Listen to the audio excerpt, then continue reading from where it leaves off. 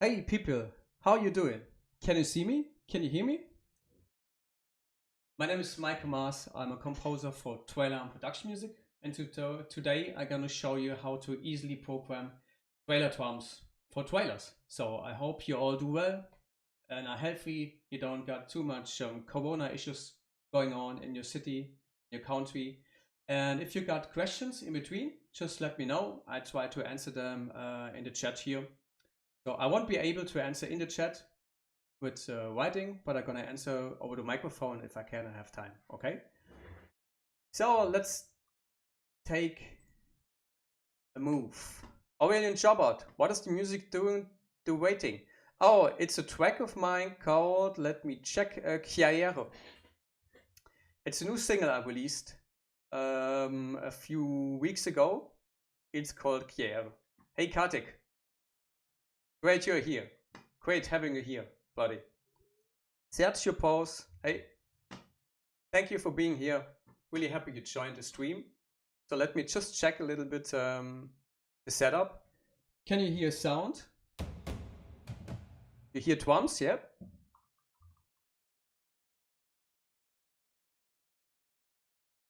And the microphone quality is good? It's loud enough for you? Perfect, Kali. Thank you.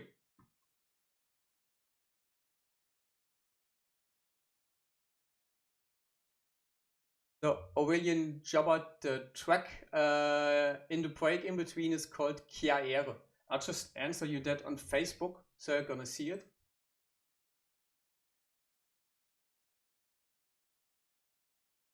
One moment. It's called Chiaere. Just Google that on YouTube and you will find the new single I released a few weeks ago. Okay, people, so again, today I'm going to show you how to program trailer drums. So let's move to Cubase.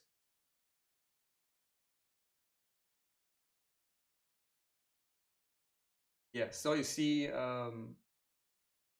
in my Cubase file, I already prepared some channels here. So I got in here already hits.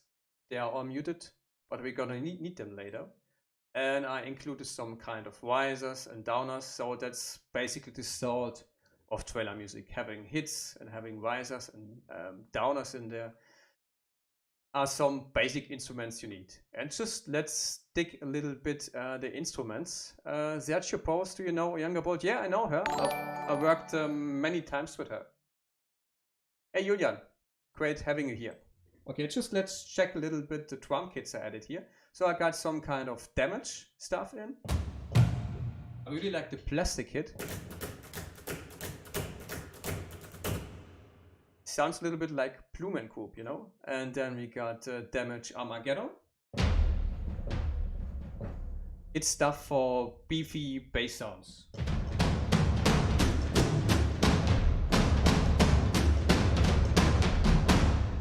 Yeah, perfect. I mean, Damage is pretty old already. I think it's, don't know, maybe 10 years old, or maybe something about 10 or 15. Most people say, oh, you cannot use Damage anymore, it's so old. Everybody recognizes the song if you play Damage in there. But it's not like that. It's just how you use your sounds.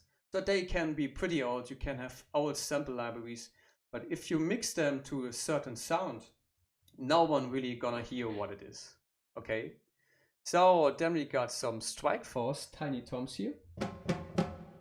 I use them for special close sounding samples, you know, just let it test a little bit.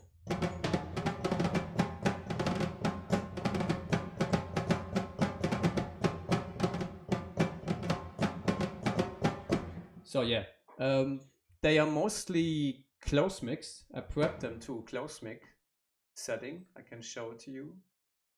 We got here tiny toms and strike force, and you can level the mix here between the closed mic and the far mic. So we are now in the middle of close and far mic. That sounds less close at the moment. So let's put it up, then you can hear it much better. You see, it sounds now far away more. Okay, so we got here microphones far and strike force close. In the knob in the middle is the level, the mix of both. Okay, but I don't want to have any far mic here, so I totally take it out and do the mix to close. Okay, I got the close mix, something around 60%, and it sounds much closer right now. We gonna need it later for kind of making the track more room-like. So you hear sounds from drums more far away, other kits, and then you hear the strike force much more closer, so you get a kind of roomy ambience there. Okay, so if you got only samples in there that are far away, you never can get your track beefy, but everything sounds far away. So I hope that makes sense. And is it too dark here? Just let me know. Next time I'm gonna install some proper lighting. But I really like the light ambience of the Philips Hue lighting here. So it's kind of chilling. So my go-to drum kit for trailer drums, it's included into Hyper Tools number 3. And it's called Epic Boom Kit. You can read it here. And it works for everybody, for everything I use in trailer sounds. Okay, so I use it almost all the time in every track because this drum kit stands out in the track.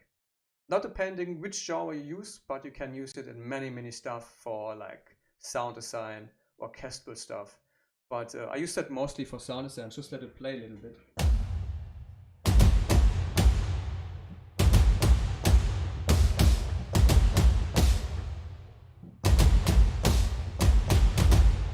We got some kind of question there. I saved it mostly for the final climax always. It's like that.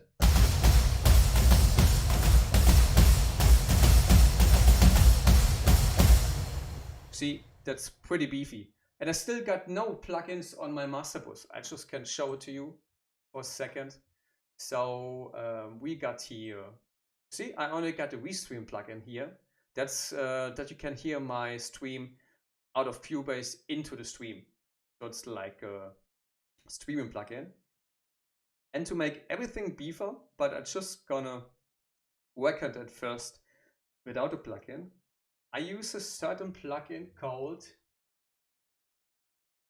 Waves FX Vintage Overall Exciter. And I got a preset here, it's called Beefy Mix. It's already prepped in the plugin here, so it's not a preset of mine, but it really makes everything beefier, and I'm gonna show that later to you when I did some drum programming, okay? So I can hear the A version without a plugin and the B version later with the plugin, and it pushes it up around maybe 70%. Then I really like the Medusa drum kit. It's a kind of epic rock drum kit, but you can use it also for sound design and orchestral again. Let's stick a little bit.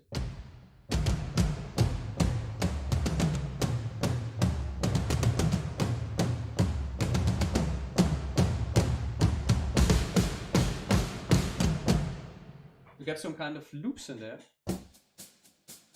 Hey Ashley, how you doing? Great having you here. I saw all your comments on YouTube. You're really crazy. Thank you. So, for example, if you want to use a hi-hat in a track, I really like the loops because they are more natural. So if you can use hi-hat loops, use it if it works in a track. Oh, people are always saying, oh, using loops is like cheating or something. But in my opinion, that's a little bit bullshit. Okay, I mean, they program loops to use it. So why shouldn't you use it? I mean, you shouldn't use that for sure solo like in a track, only loops without any programming of MIDI or kind of stuff. But you can use it for sure for maybe layering stuff. And I'm going to show that you a little bit later how to layer into your MIDI programming some kind of loop there, just to make it maybe a little bit beefier and to make it sounding more natural maybe. Okay, because programming this kind of hi-hats, I mean, it's possible, but why should you do that if you got it already as a loop? Okay. So, yeah, Ashley, you're welcome too. How you doing? You're coming from the US, yeah?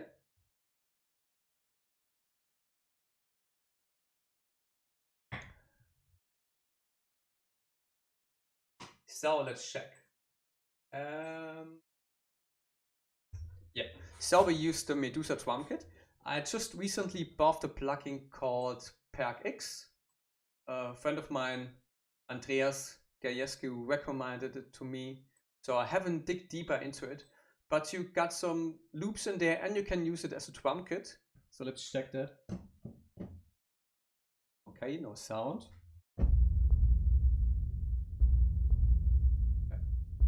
Beefy stuff in there. Oh, from England. Nice. You're still in lockdown in England, yeah? Kind of lockdown, Ashley. Yeah, so people, so you can see on the right bottom here, you can use presets. So we got not wood stuff, okay? So let's look for maybe Geo hits and put it in there. Check it.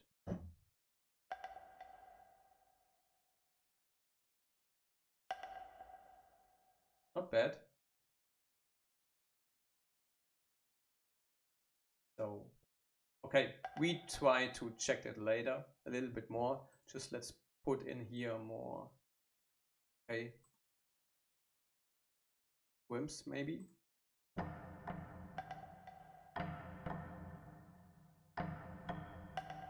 Yeah, let's see if we're gonna use that later. I mean, I'm not really familiar with the programming stuff here, but you see, you can take it out, take in other stuff again. You see what we need to check. Then maybe, oh, it's at ease. Oh, okay, got it. So we still gonna use today some dark error stuff. It's a sample library from Eduardo Tagliolonte. Let's see. I can put in something new here. Dark error, instruments, percussion, square frame drum. Because this sounds are really, really organic. And I like the design. I really like the design of Eduardo Tagliolonte. So let's check that. I used that stuff recently in a kind of Wiking track. Actually, the shops and places are open. Oh, that's great to hear. So I can buy some stuff here.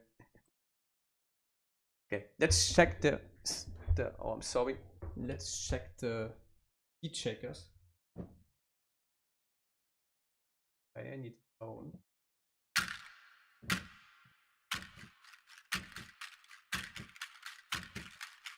Yeah, I think we're gonna layer today some organic stuff like this one.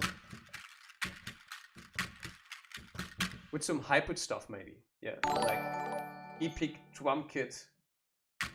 Hey Digadi, thank you. How's it going, Buddha? And we got some shamanic drums.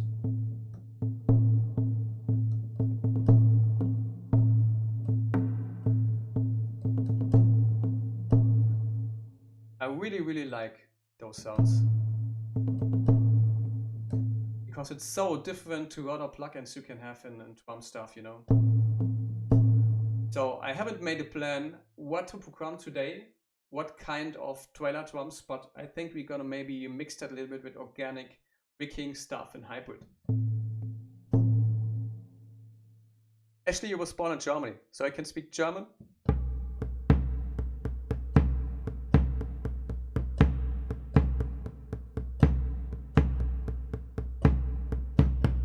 So yeah, I would say we start a program now some organic drums with dark error, because that's from what I got now some little bit how can I say it in English? I'm always looking for the right words. Inspiration. So those samples give me some kind of inspiration. So I start with that because usually that's going then pretty good.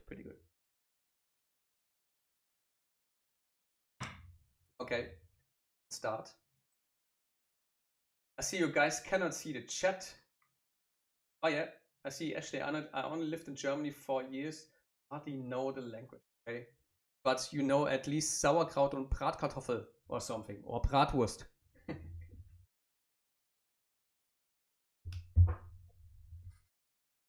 Okay, so we go with 120 BPM, and just let's use some drums, some hits here, some trailer hits, or a few bars. Got a little bit like a layer, and I'm gonna tell you why we do that later when you can hear some kind of drum programming.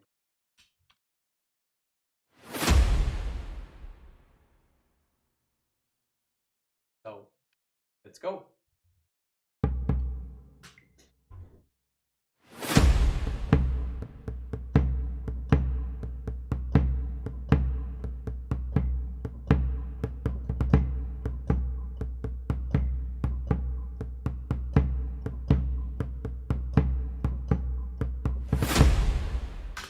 So we got now one layer. That's for me now the bass layer. Okay, so we got a kind of error skin drum. It sounds pretty bassy. So let's quantize that. I mean, you don't need to do it if you can play it really in time and it sounds really human, you know. But I prefer in drumming really to have it quantized. I know most people are gonna kill me now, but it's working, okay? And to record that without quantizing takes much longer for me right now. So we simply got a kind of bass layer here for bass drum.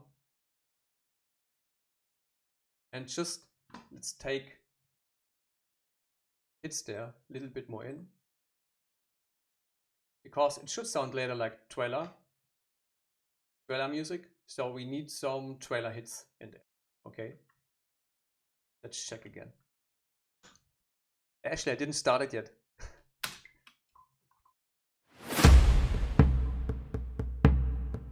Let's go for second layer, okay?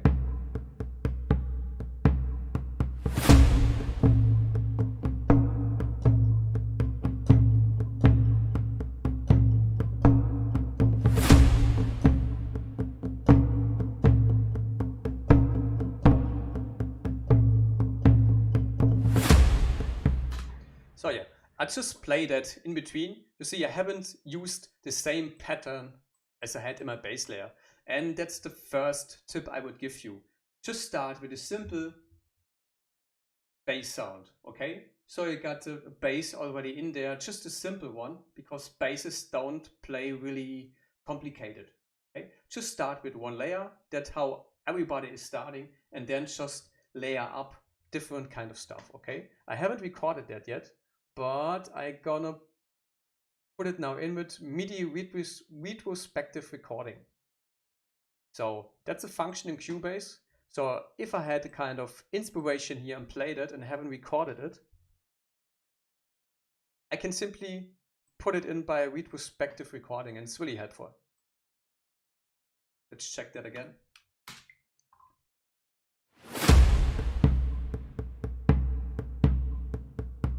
Thank you, Ashley. Happy you have a great time.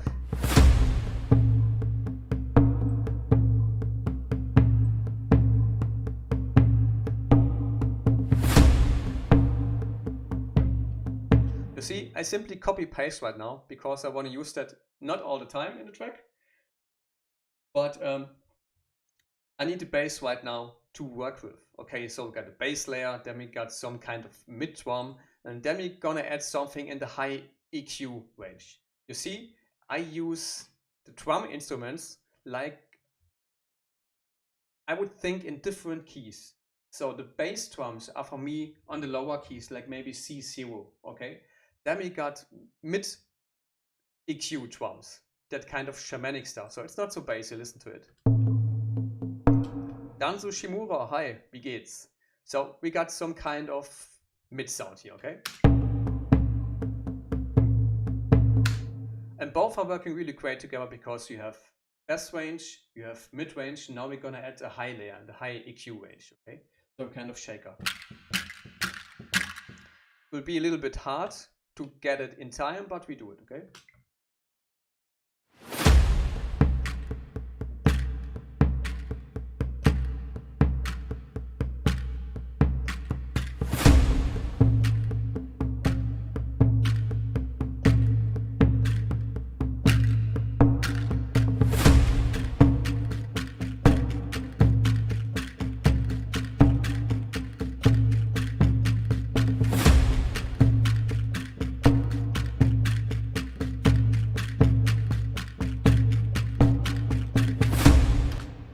And people, don't be shy, you can ask me any questions in the chat. That's not a problem. I can see it in my multi-stream here. And I got YouTube, Twitch, and Facebook in here. So I should be able to answer everything. Kartik CO3 is asking, did you have a preset BPM on mind, or you prefer using default 120 to start with? Yeah, honestly, 99% of my tracks are recorded in 120 BPM. But I'm gonna tell you a little bit later, because it has an advantage if you do everything almost in the same BPM. So I can use stuff out of old tracks, like maybe cool programmed shaker lines or maybe cool programmed drum lines in another track, but you just change it a little bit, okay? So if you got everything almost in the same BPM, you could stem it out and use it maybe later for something different in a different context. That doesn't mean stealing, because it's from your own track. But surely you still need to mangle it a little bit, maybe with EQ, distortion, some kind of effects, not having exactly the same sound, especially not soloed as in another track, okay? Auto game movie, hi, how's it going? Okay, let's put it in again with retrospective recording from Cubase. So I just played that while playing the sound. I haven't recorded it, and I can put it in with MIDI retrospective recording up there. You see it? I hope you can see it big enough, because I'm streaming from a 4K picture screen. So we got no shaker, but we got two different kind of patterns, okay? Quantize that.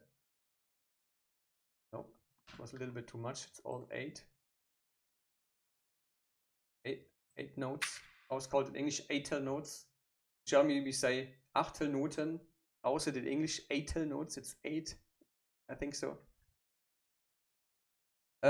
Auto Game Movie. Der Stream ist in Englisch, aber ich kann auch ein bisschen für euch halt auf Deutsch da machen, wenn ihr soweit seid. So someone is asking if it's only in English or in German, so I can also speak a little bit German in between. But most of my people here are speaking English, so I would keep it mainly in English. Maybe we do something similarly in the future in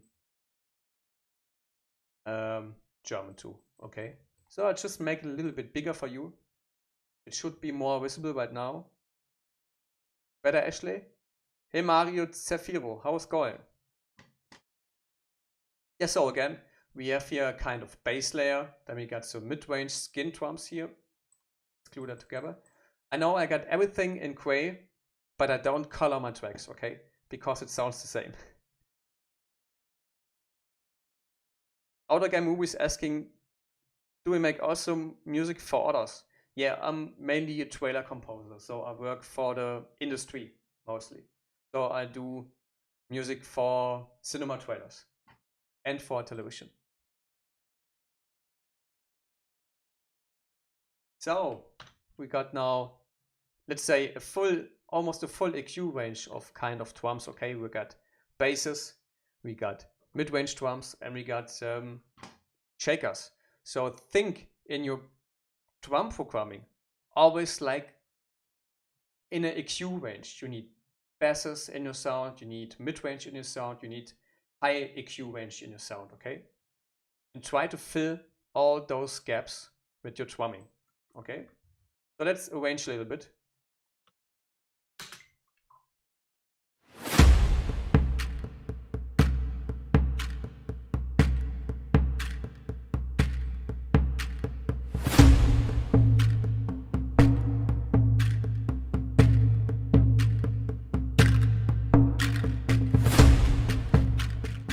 Yeah, so it's building right now.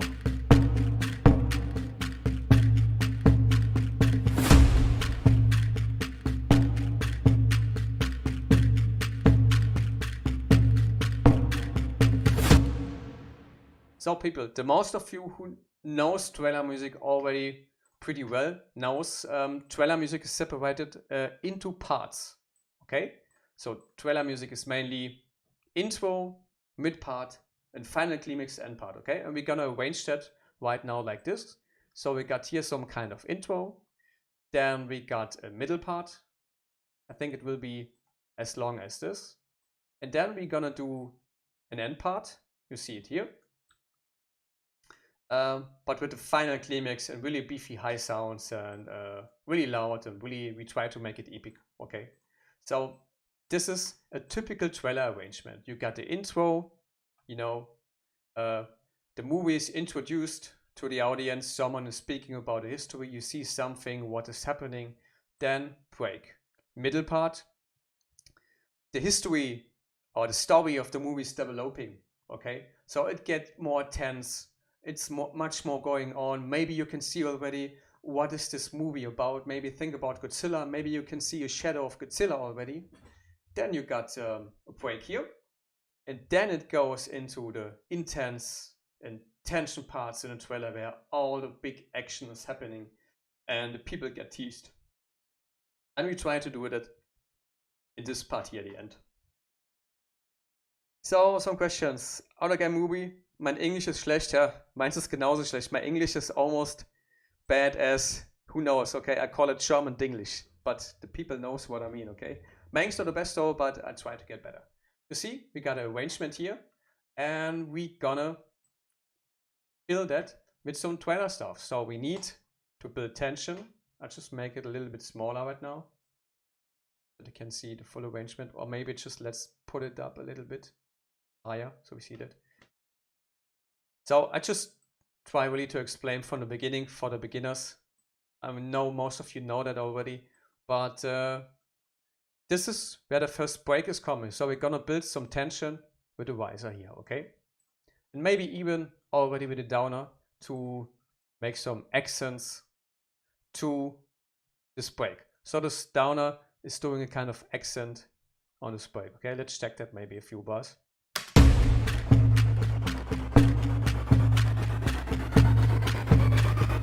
Oh, here we got the stutter one, but I want to have the normal one.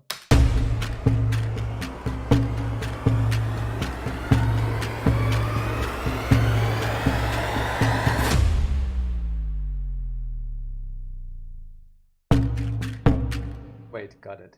Let's check something. Oh, William Robert is writing, thanks. Yes, the quality is great. Thank you. But I don't got you in the chat. I think so. Okay, maybe the Facebook people I cannot see anymore in the chat, but let's check that. Okay, again, we create some kind of tension here with the riser and a drop down.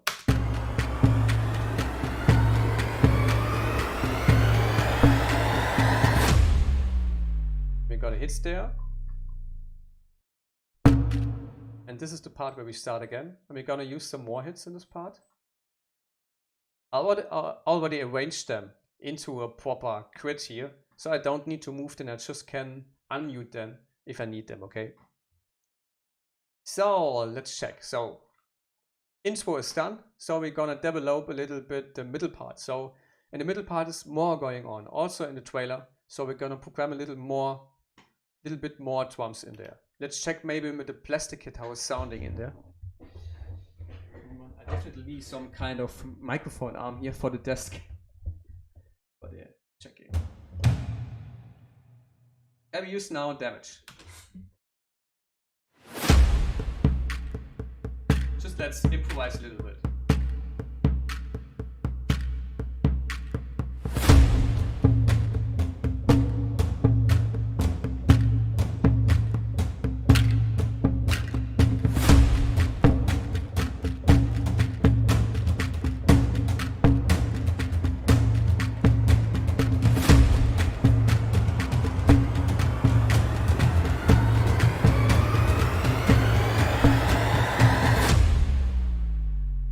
Let's build now.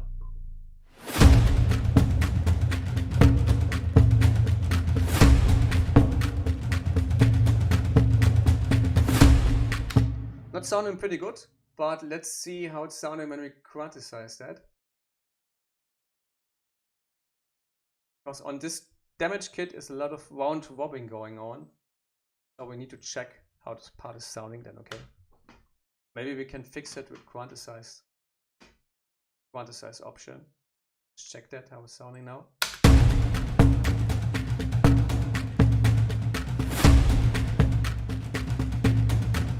Yeah, that's working.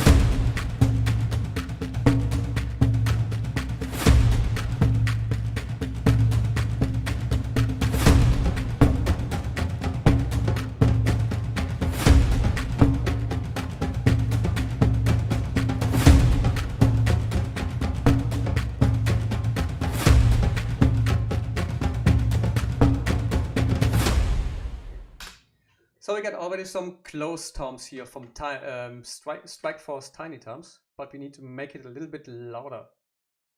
Retrospective recording again. We quantize that.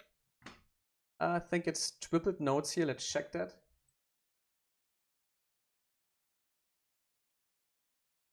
Nope. 16th. Yeah. So let's play that back again and I mix it a little bit louder in the mix. Oh, we got clipping already, but you shouldn't hear that. Okay, let's check that back.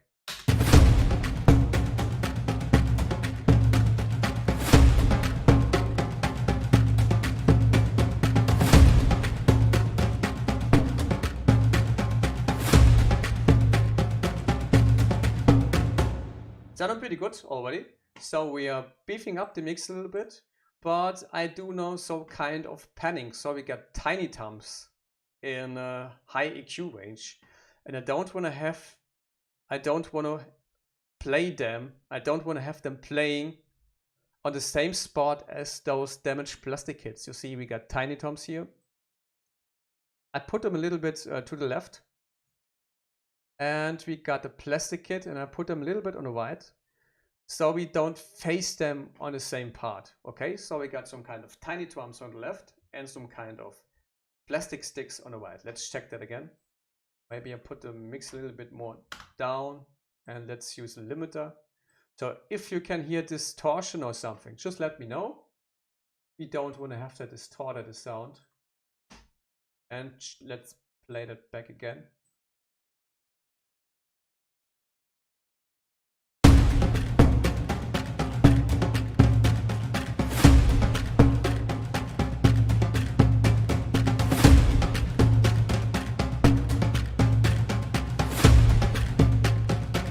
Because that's a drum instrument at a high EQ range, I push a little bit high EQ on this, and I do the same on the plastic one.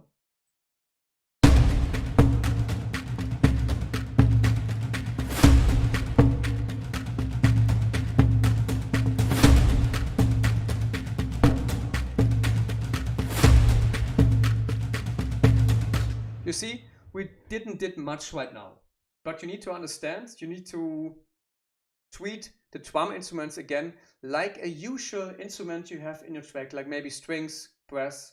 You don't have strings and brass on the same panning spot. You know, brass are usually on the right side, maybe 20% on the right. You got the staccato strings, especially from the violins, you got it on the left spot, okay, left panning spot. So just treat your drum instruments the same, okay? So it's easier for you to keep a roomy mix, because if you get everything in the middle, it sounds like smashed together. Okay, so we have done the damaged plastic kit to the right and the tiny toms, the close ones, like maybe frame drums, to the left, because they are in the same EQ range almost. Just let's play them back.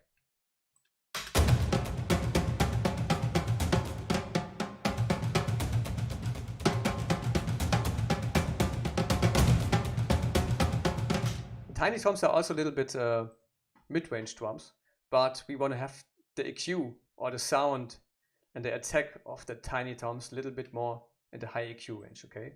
So let's play that back again from the beginning.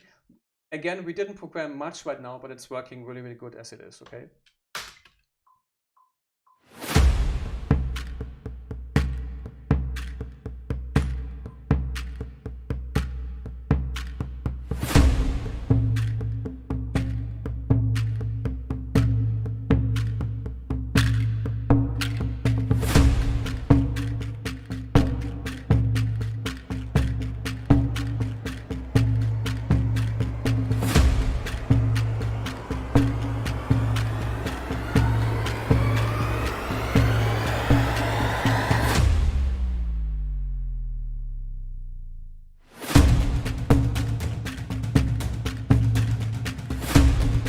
Someone is now telling more about the history of the movie. You know, the movie is evolving, something is happening. We are creating some kind of tension right now.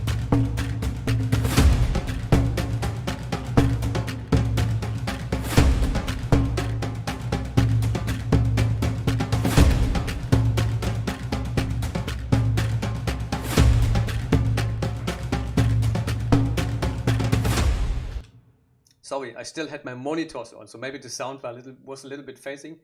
It's off right now.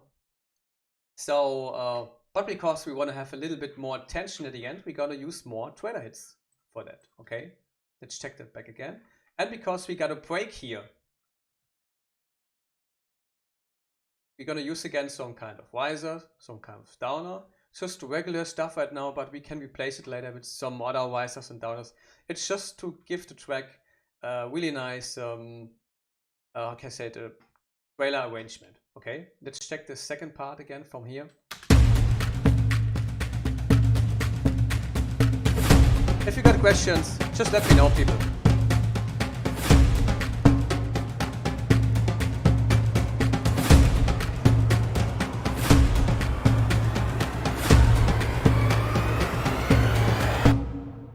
So we're gonna use one more.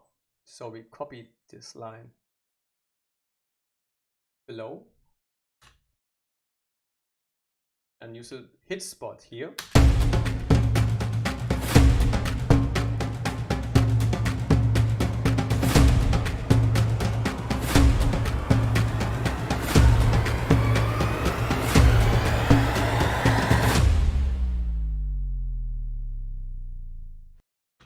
Now should come the part in a drum trailer track where all the big tension is going on, you know. Godzilla is fighting again, another monster. Everybody is shooting, the ships are shooting, the airplanes are shooting around, everything is exploding. We're gonna do that in the last part, but we're still gonna work a little bit in the middle part. So we just got a kind of base arrangement here, but we're gonna beef it up a little bit, okay? Maybe with the Medusa drum kit, should work really good.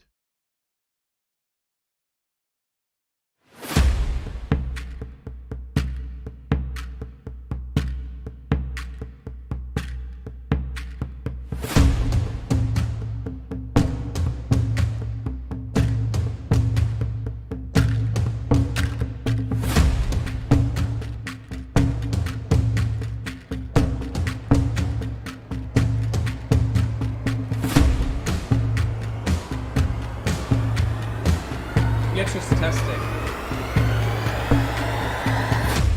Let's go with some toms.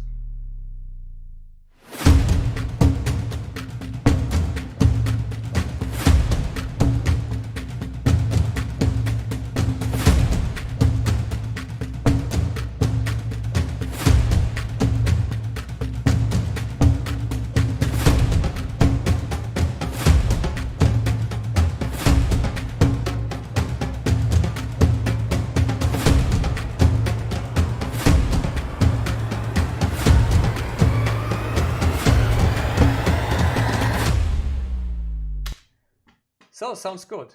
Okay, let's put it in again with retrospective recording with Cubase. I know, I'm not sure if Logic or other DAWs got this function, but I hope so, because it's so useful. I'm just drumming stuff I'm inspired right now, you know. I haven't made any plans or anything, so I just let it flow how I feel it sounds good. Okay, surely you need some kind of feeling for drums, some kind of drums arrangements maybe. And it helps simply to listen to drum stuff, maybe on Spotify, on YouTube, anywhere. You know. Let's check that again and put it a little bit better in the mix. We got a Medusa drum kit. That's this one. Let's just play it back solo.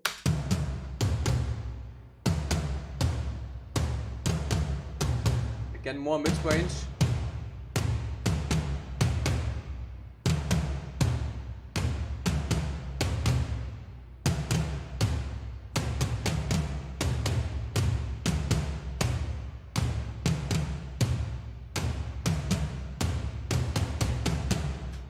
And again, I put it not in the middle because it's pretty mid-range-ish, okay?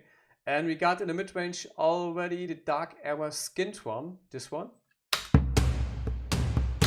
And it would overlap, okay?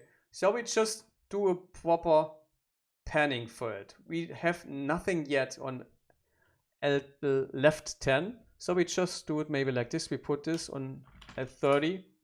We put this on right 30, okay? Some good numbers. Then we put this on maybe L15. Let's play that back together. Mario TV is sounding trailish already. Thank you. He's asking, do you think it is worth taking time to blend hits from different lips to create a unique sound, or it is just fine to layer the hits from the same lead pitch?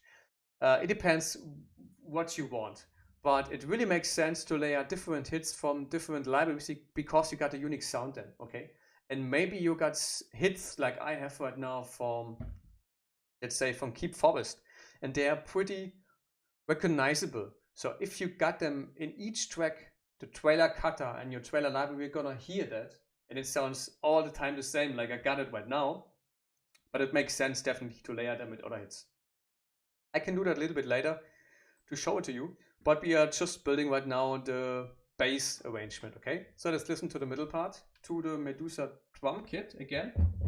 It's a usual drum kit, like a rock drum kit, but more mixed like an epic rock drum kit. You see, and we use right now the toms. I really like hard rock drum kit sounds and trailer stuff. Let's play that back.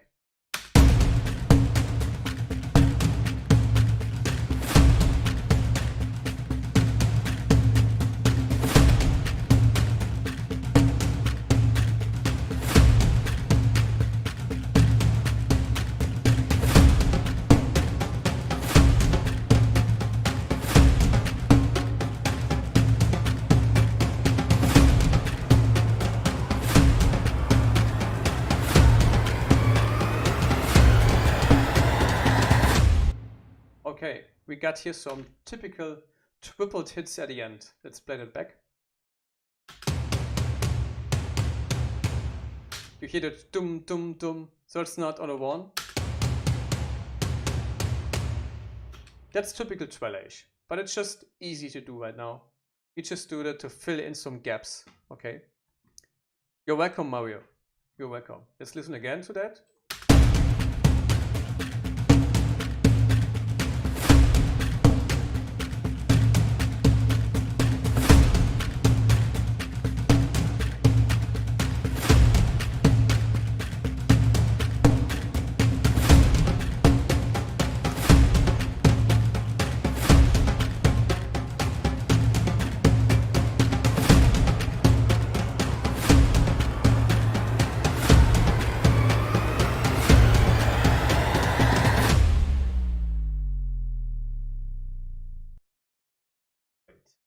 So let's work a little bit on the end part because we haven't done anything big here.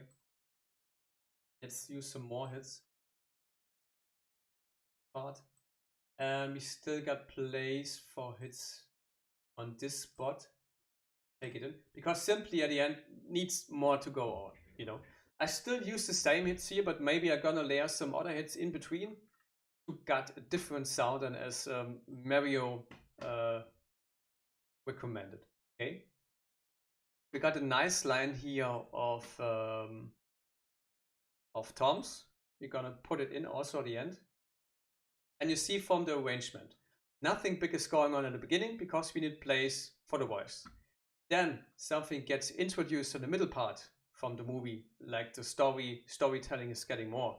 And on the end part, we're gonna do now full beefy drums and kind of stops and risers and other stuff, okay? So I know already we need some kind of riser here. So we put it in. Maybe we need some downers in between. So let's put them also in again. Check how it's sounding later. Just to have something new here. What means new? It's not really new, but yeah, it's in the arrangement, is it? Okay. We don't need it here, but we're gonna check how it's sounding later here. Okay, so we got toms. Then let's do a different kind of tiny toms line. Because otherwise it's just copy and paste. We don't want to have all the time copy and paste.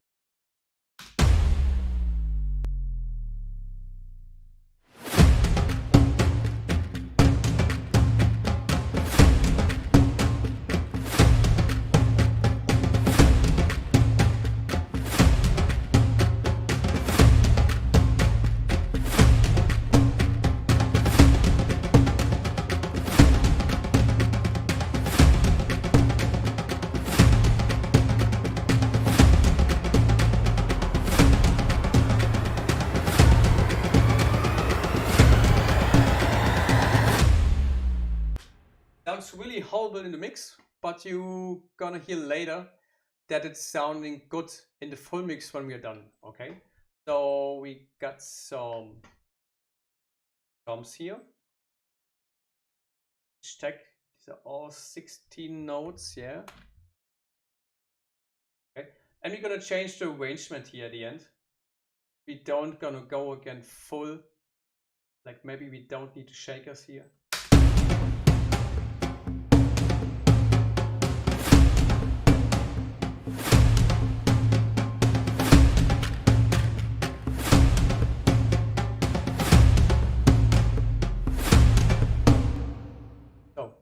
I hear right now that we need some kind of wiser-ish, trailer-ish, not wiser-ish, trailer-ish break here. So I take that out. So see, it's a lot about arrangement. And if you do that for a long time, you hear, before you do something, what you can do in this part. So we're gonna do a kind of break and maybe stutter wiser here, part. Let's check how it's sounding.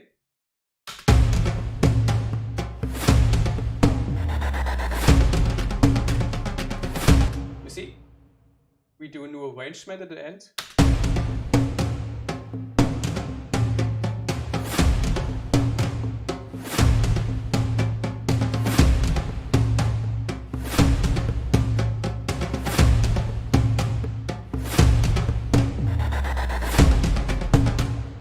We need a hit on this place. So let's copy that line again. So just that I got the same stuff like loudness, etc. going on here. So I copy that and move it to the place.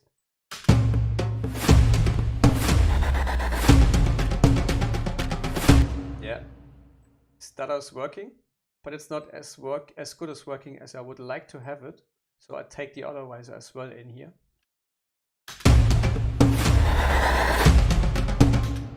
Not going good. Maybe we start a stutter riser a little bit before that part. Let it fade in.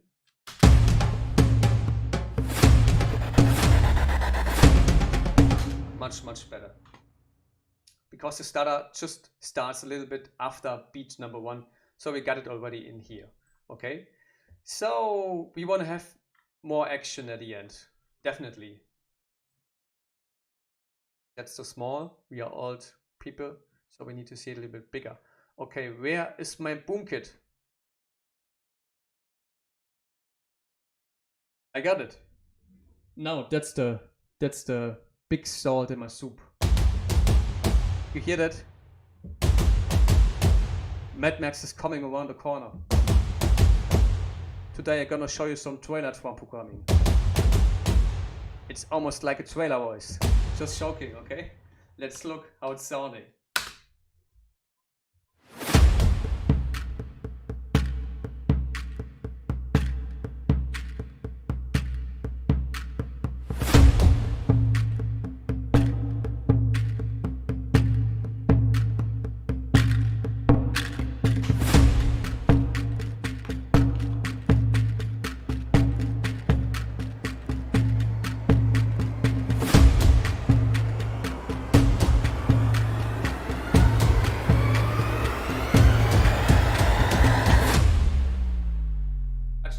Through everything right now.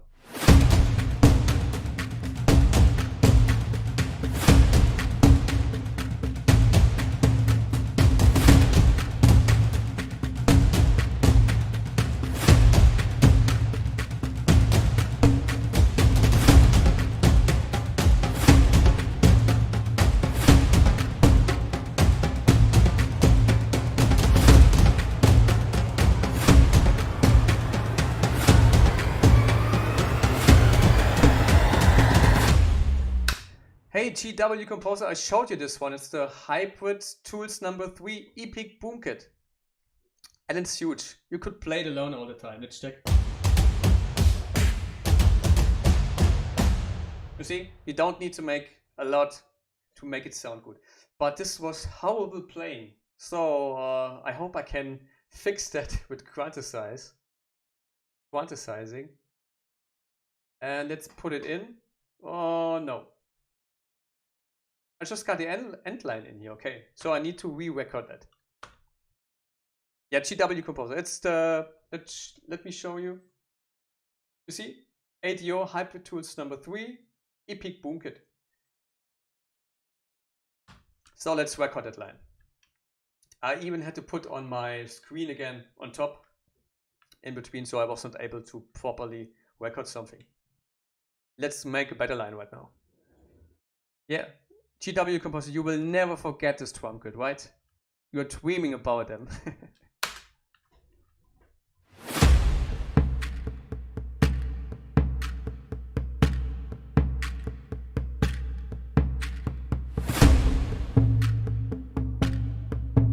I'm gonna start right now. 3, 2, 1.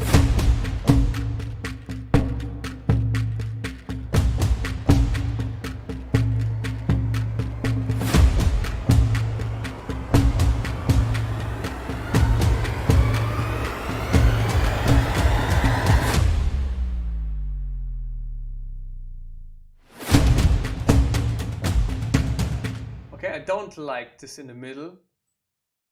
Same pattern sound.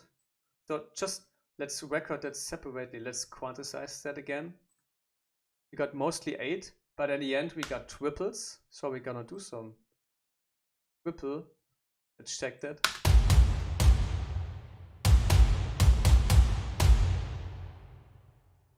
We're gonna have the typical triple-ish trailer toms at the end. In between. Let's check that again.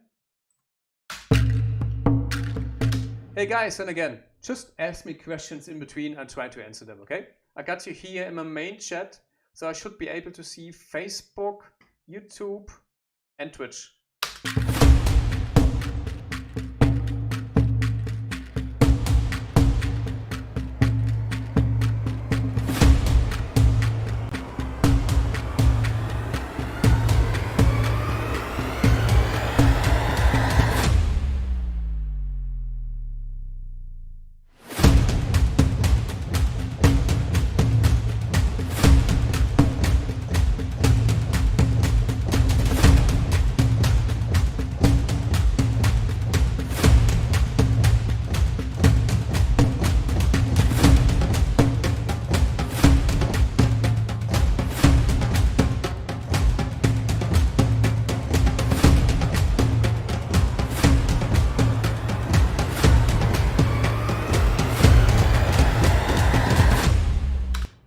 Let's check how it's sounding.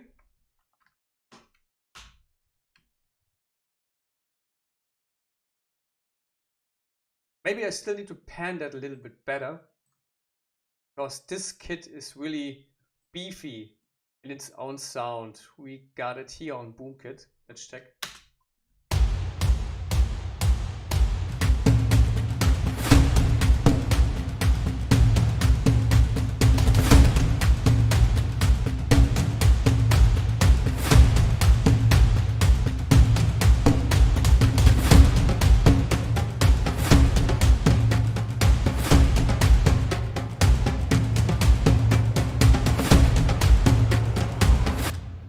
I don't think it fits here in this beginning part. So, but let's check again. I just need to replay that and check it.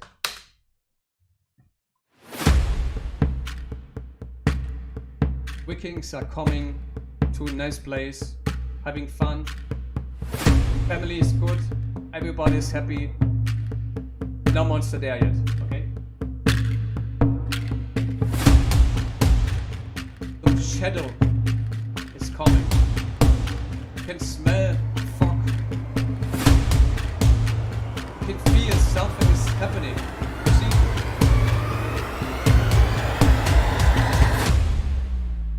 Okay. I want to have a accent on this point. I have here triple drums and I want to play them alone. Let's check how it's sounding. Because otherwise everything is overlapping. Yeah, better. You see, I simply rearranged by taking out some drums here.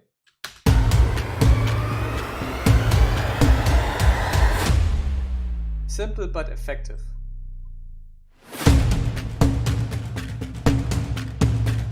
Okay, it doesn't sound so beefy because we don't get this drum kit in here, but we need it because your ear is hearing that it's not as beefy as before. But I'm just gonna use the C2 bass drum from the boom kit, not that second one here, okay?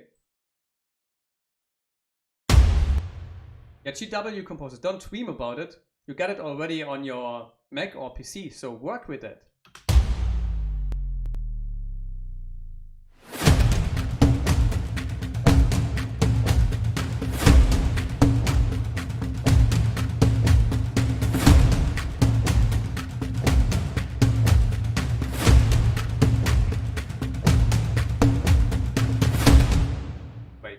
So just let's play that back with and without those spaces. And you're gonna hear the difference. So just let's put it in here. And I just need to check that you cannot see what is going on my right side of the screen because of my big picture here. But I hope it's okay so far that you can see enough. I try to move it as best as possible. And I just want to have this part again quantized, not the others. So let's play it back without the bass drums.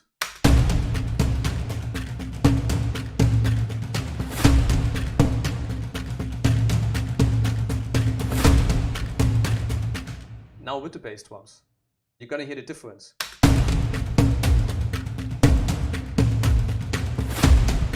You hear it's bassy.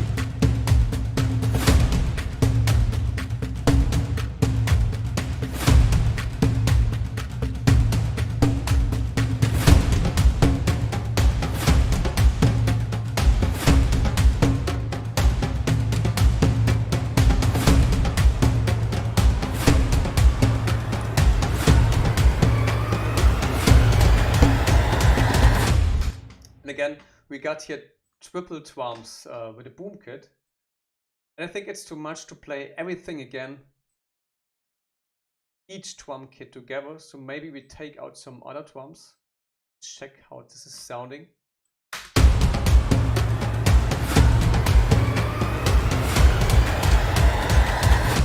Yeah, we don't need shake added part. It sounds horrible. It's like a Viking is shaking around with his cocktail or something while the world is going down. You know, it's like, yeah, let's have some margaritas or something.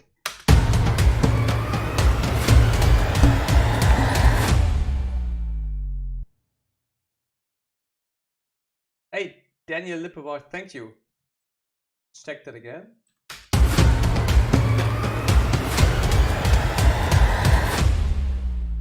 That is better, definitely.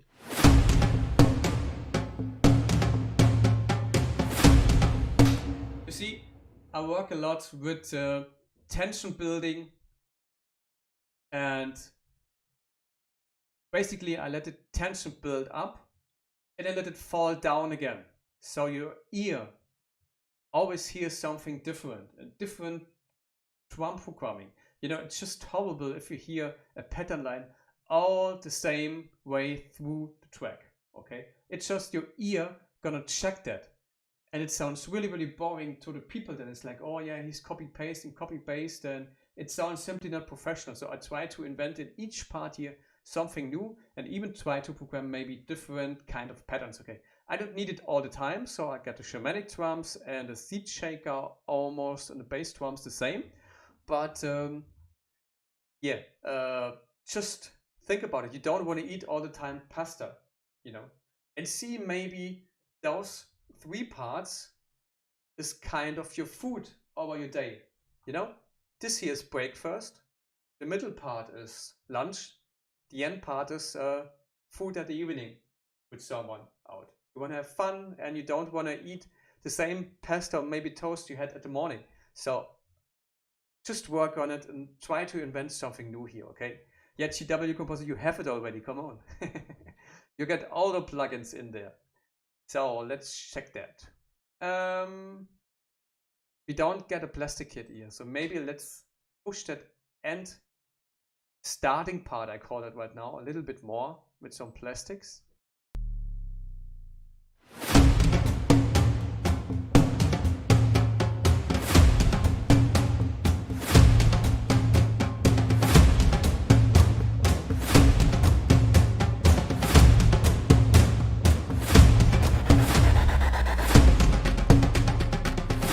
Yeah, that's working. Retrospective recording. Let's put it in. And guys, let me know, do you got something like retrospective recording in your DAW? Like in Logic or maybe Reaper or in another one? I don't know. FL Studio or something? Studio. So let's develop the track again a little bit.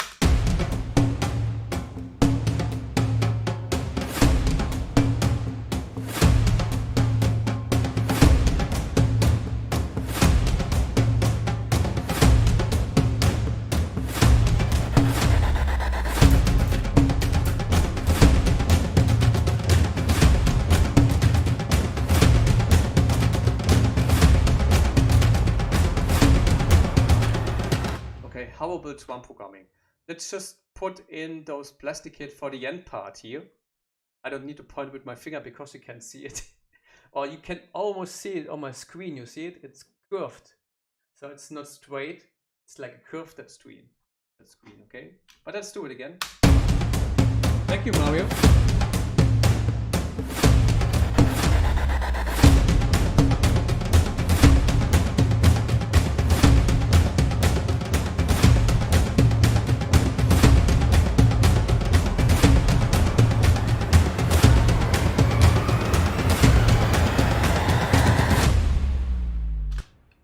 Again, this is just a simple layer to fill it up in the background. You have something going on. Let's quantize it again. Wasn't straight enough. You're gonna do the 16th notes. You know, it might not sound really good right now, but when we beef the track up at the end with some other layers, maybe preamps, tonal pinks, alarm sounds, or maybe voices or something, it sounds good again. So I need to see it in a context, okay? We are still building the end part, so let's see how it's working then later.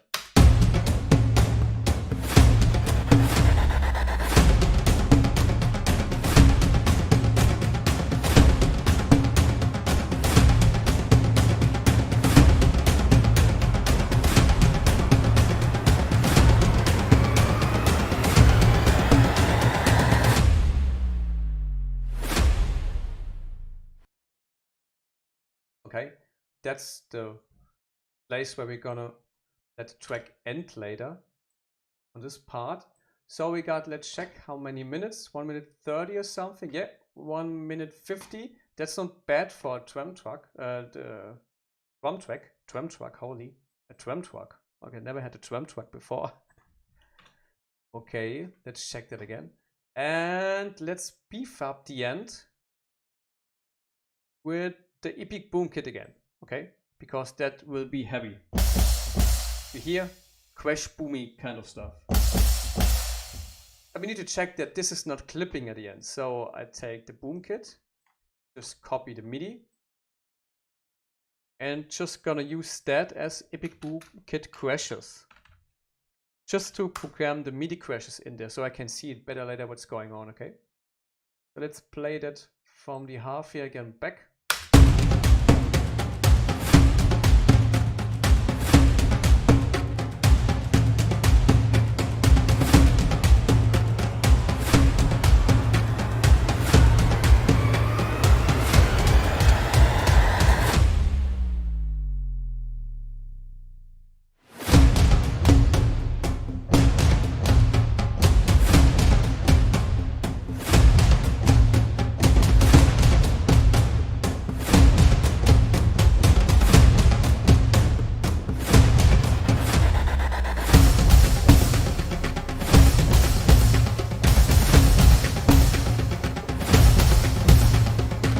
Let's do the end part a little bit later.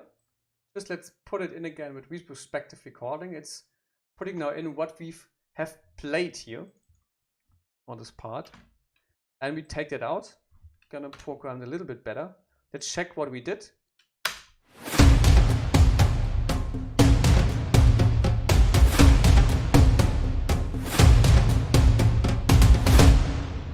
Let's see, maybe we can take out a little bit more here. We don't need everything playing.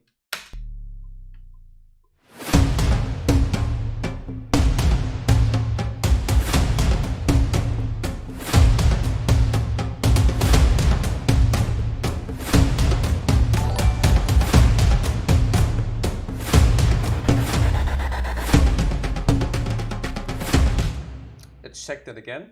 I think we still can take out something here in this part.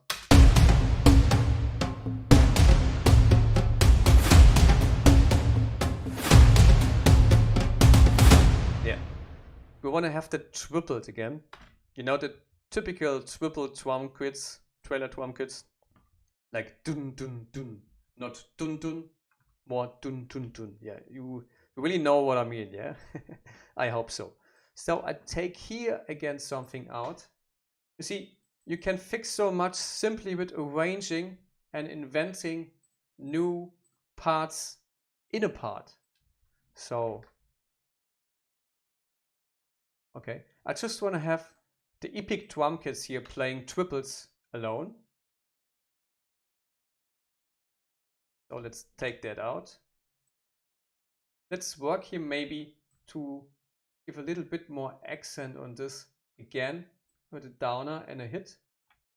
Let's see how this is sounding.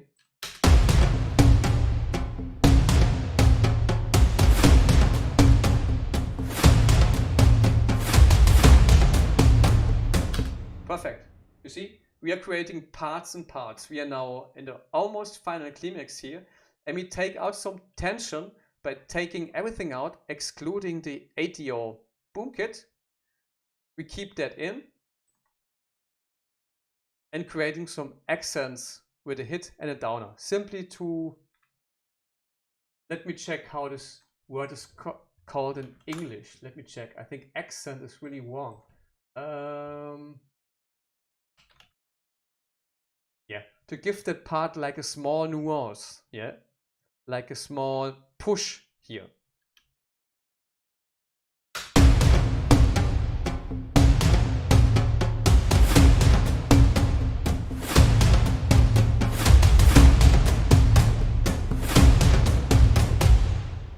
Again, we want to create some tension because it's not so much going on here.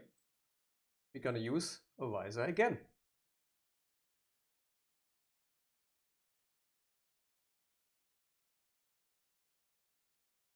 Let's check that.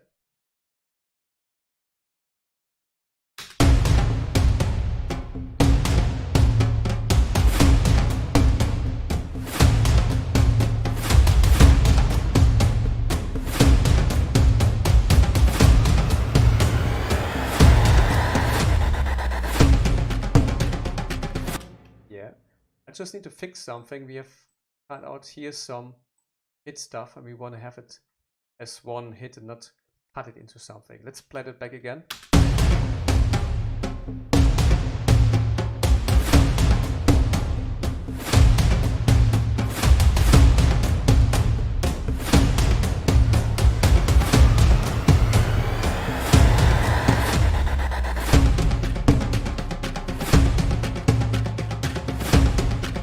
Yeah, this almost final climax here, separated in different parts, is working pretty good alone. So let's just beef up the end for the final climax. So we got something like a bass arrangement, okay? But we still gonna put in some tonal FX, maybe like preamps and that kind of stuff and alarms. So let's check what we can do here. We play that back and record against some boom kits. With crashes.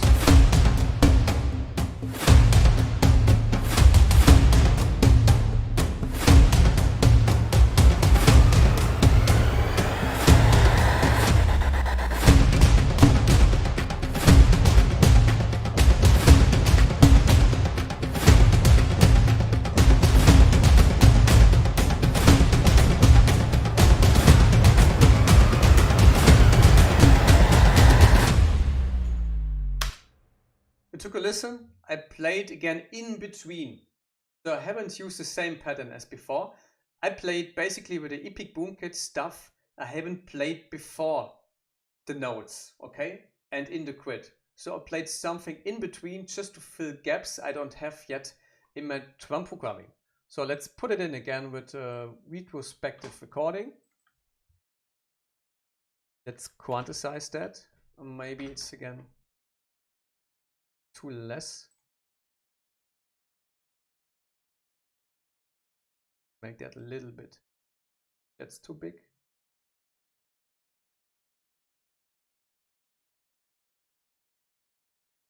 Okay. Hey Mario, Logic has this too, retrospective recording. That's great. I didn't know that. I thought that Logic is a little bit limited, so I thought maybe it also has not that kind of retrospective recording, but that's good to know then.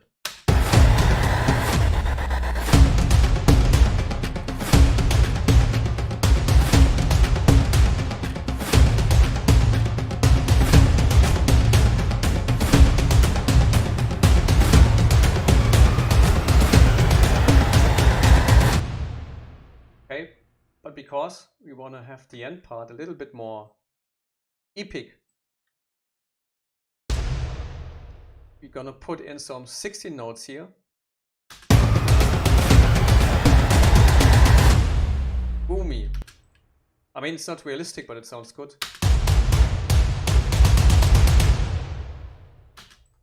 So let's check that again.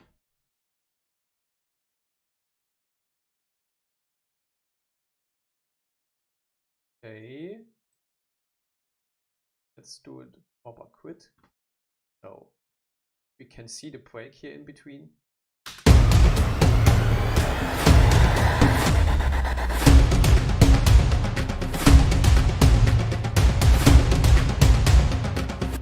Okay, I got an idea for this part.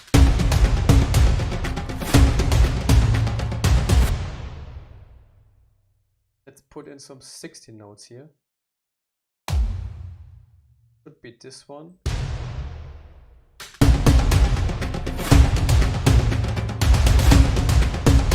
Yeah, nice.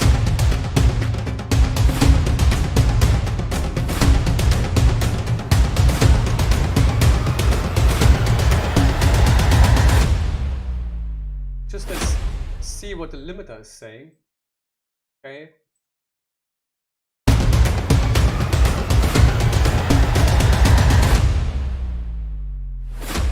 We don't want to have it crashed as much as possible here. So just let's turn this a little bit up and this part here a little bit down on the limiter.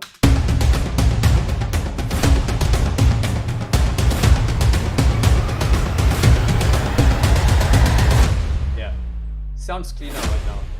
Perfect. Okay, just let's play back the whole arrangement right now to get a proper picture of the complete track right now. And then we're gonna fill in again gaps to make it simply more epic, okay? So basically you saw it's a kind of layering. I just started with a bass drum and then I added new stuff to it and just filled out gaps in different areas of panning.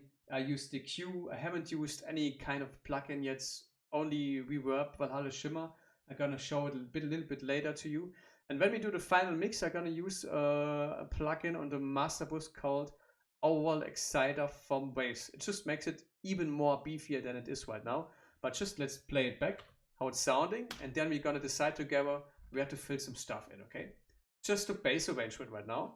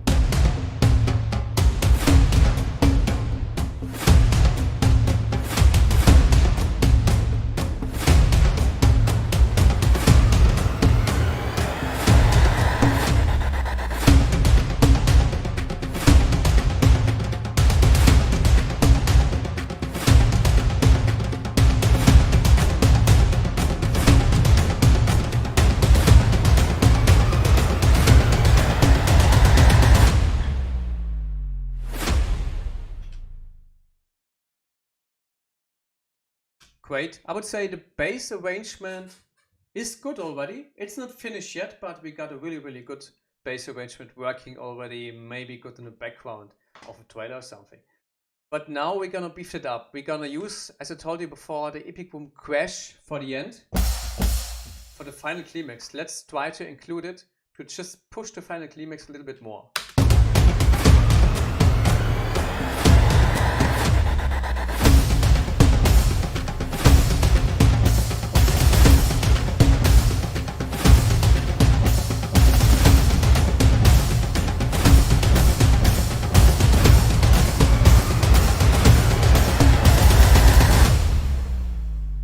Again, this was not the best take. Let's do it again.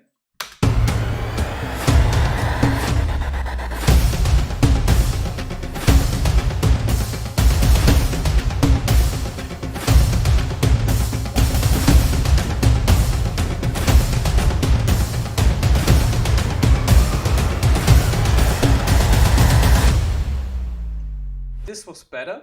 We're gonna rearrange again something here in between later. Like I did before, when the tripled crash notes coming in, we're gonna take everything out. And I think it's this part here. You see, it's a lot about arranging your stuff, so it still sounds fresh and new to the audience, and you don't got all the time copy paste in here.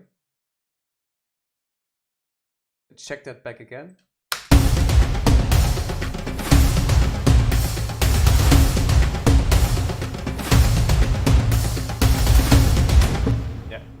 I take everything out, excluding the triples from the crash kit at this part, to simply give it a new nuance here, and to take the tension out for maybe it's a second before we dig then deeper into the final climax. Okay, so we got some place to let the final climax breathe. Let's check that again, and I take in again a hit here.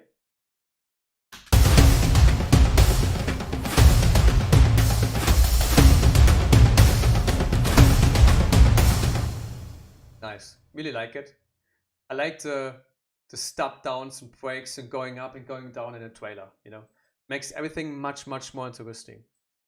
And because this is too boring,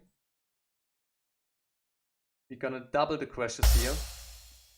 Maybe we even gonna use later some kind of orchestral crashes, because that also fixes the really high EQ range in the track. Let's check that.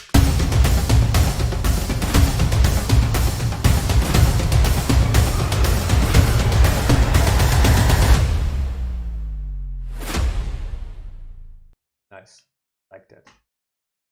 I like that. Okay. What we got now here? I don't want to play it back fully again, because otherwise it's really boring to you.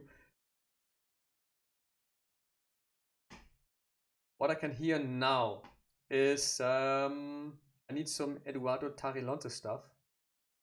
So I'm gonna add that here. Maybe to add some kind of tweaking voices.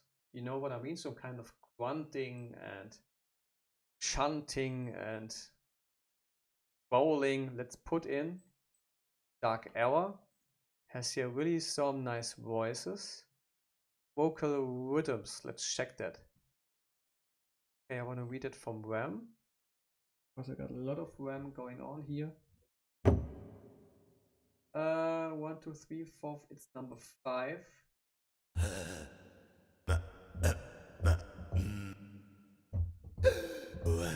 Sounds like someone is dying.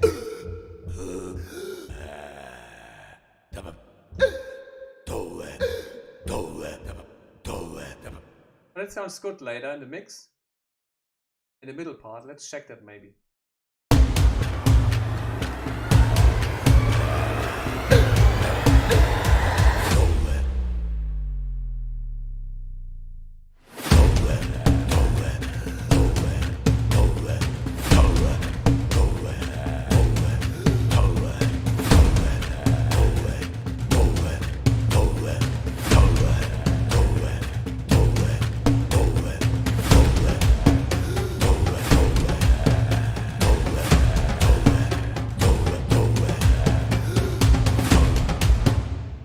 sounds like a drunken Viking.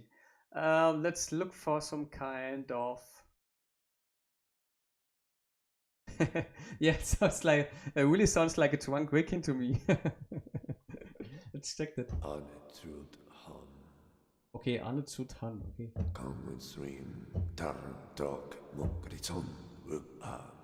He's telling us a story, I think. Yeah, sounds dangerous. Oh, in a kind of funny way to me. Let's use some throat singing.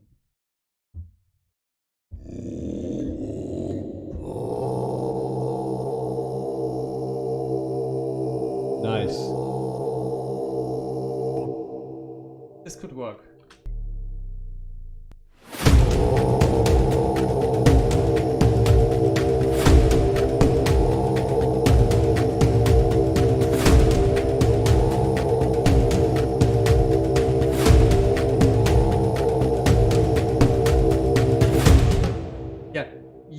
I'm pretty sure you would say now that sounds too loud and it sounds like someone is crazy. It's like maybe he needs a toilet minute or something. But I show you now something. Let's quantize it properly. And we're simply gonna put it back in the mix because it's much too loud, and we're gonna put a really, really big reverb on it, and it's gonna throat singing. A nice ambience on it, okay? I just let it play back really loud, and then I'll show you how I mixed it.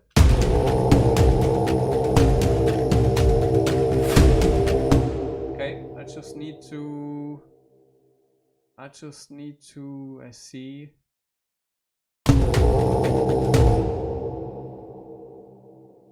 Put it on output number 5, I think so. Check again. But I just rooted it now. Yeah, shamanic. Let's call it throat singing. We got it now on a single output here. We take it back and put some nice reverb on it for really long, spacey, eventide reverbs like Black Hole. I use 100 shimmer and turned it up. A room a little bit smaller. And it fixed it again, you will see.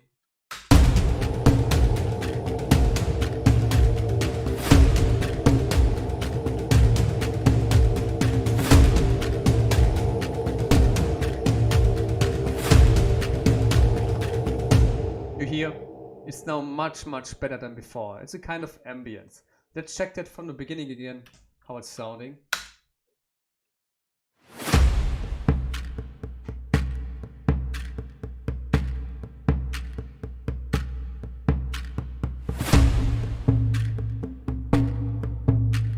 Everything is happy in Viking land.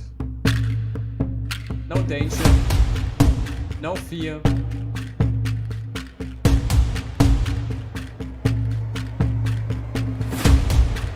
No Godzilla yet. And now he's coming. Germanic Vikings are coming right now.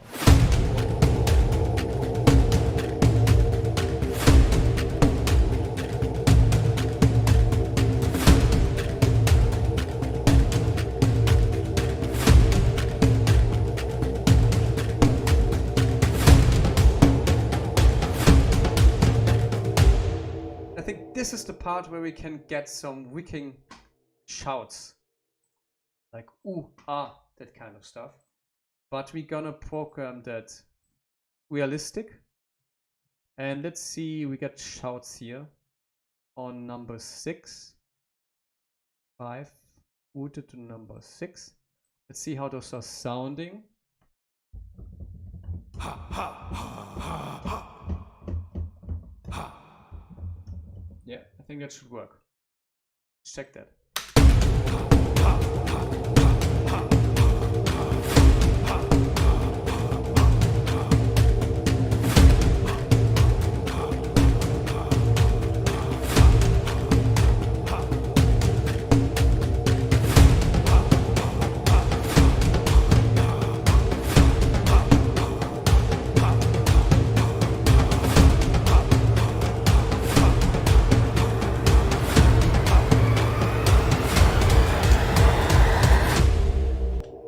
it's a little bit too loud. But we're gonna level that again in the mix a little bit more in the background with some kind of reverb ambience. Okay, so it's not so clear to hear in the mix, but it's creating a new nuance again in the track. Okay, so let's play that back.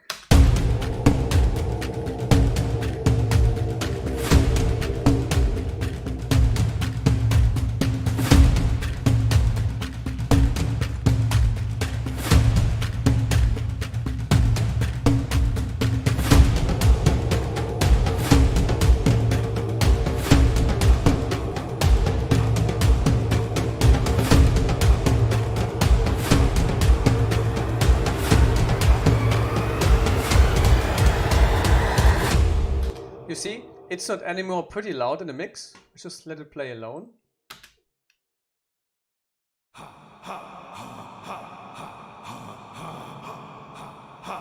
Now it's played in the mix.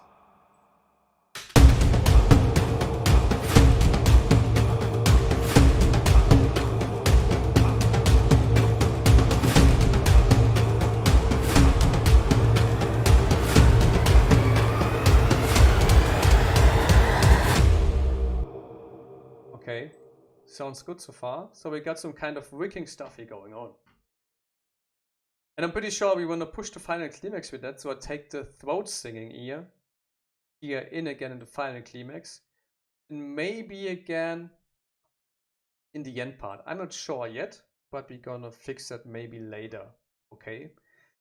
So let's dig more into the final climax. And then we go into tonal stuff like brams, pinks, and that kind of stuff to fill it in. Maybe into some fiddle, wicking fiddle.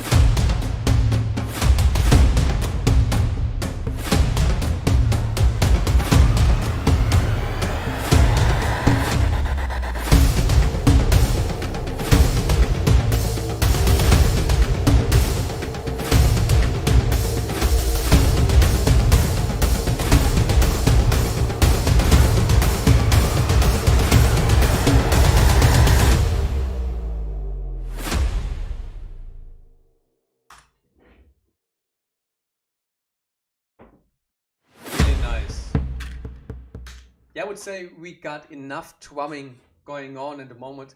So maybe let's look for a kind of theme we can invent here. Like maybe, I would say again, something wicking like.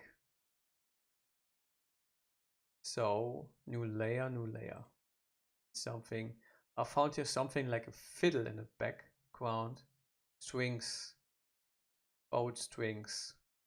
Key switches, we don't need it. Key switched right now. Tagella harp, no.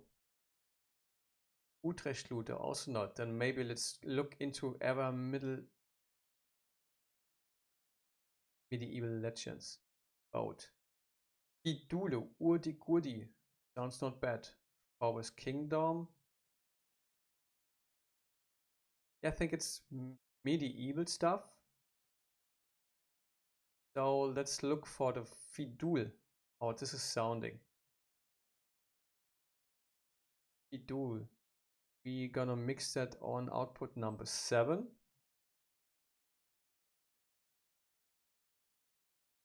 And we got it here.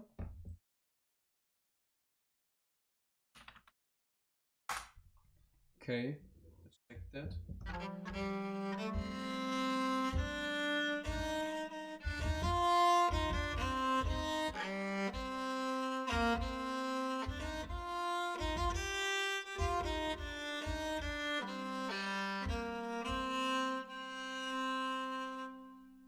Hey Mr. Morris, how's it going?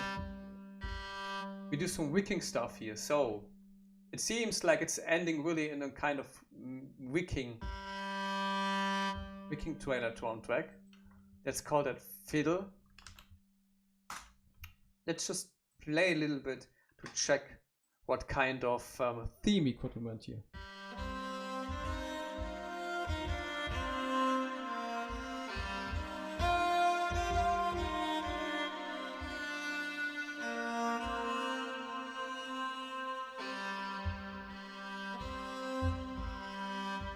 Let's look for key switches, if we got some here.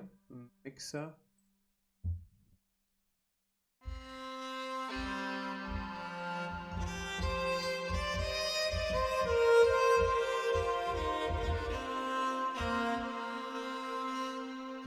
And I can tell you, when we mix that ladder with Brahms, that will sound huge. And I got a feeling like maybe we do today some kind of Tudor stuff. And Wiking's mixed. It's in the same age, so let's check, maybe we can put something in of that, okay? Maybe it's not sounding good, but maybe it is. Let's check.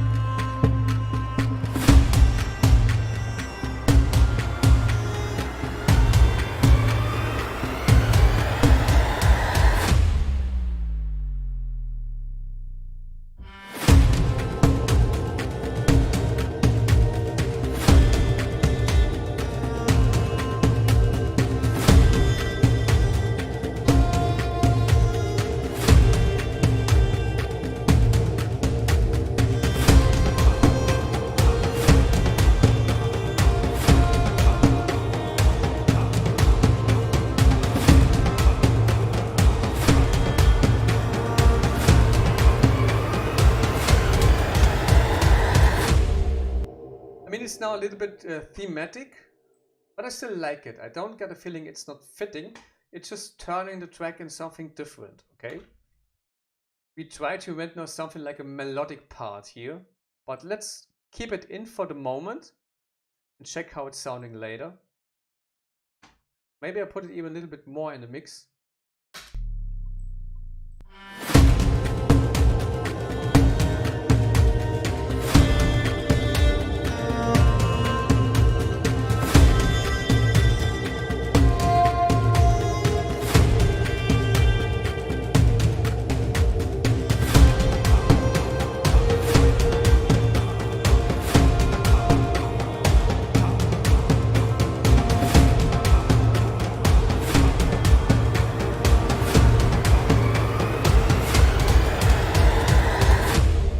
Works pretty nice.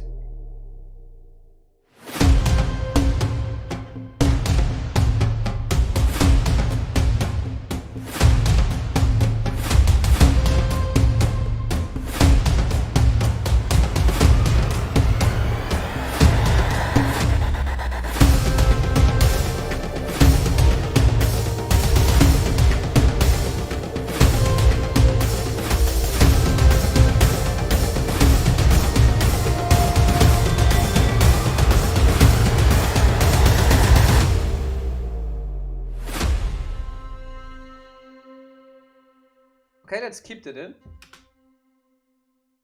And let's see where this is us bringing at the end. Okay.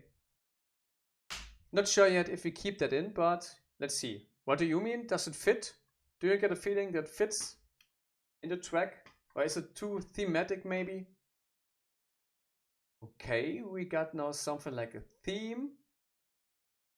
Let's just put everything again to the same size with set.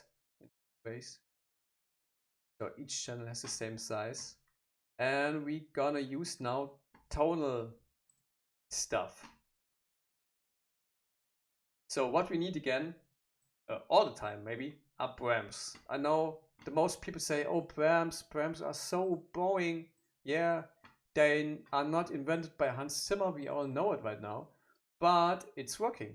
And why shouldn't we use something that's not fitting into the track? So we are doing something in C minor. Let's check something for C minor Brahms.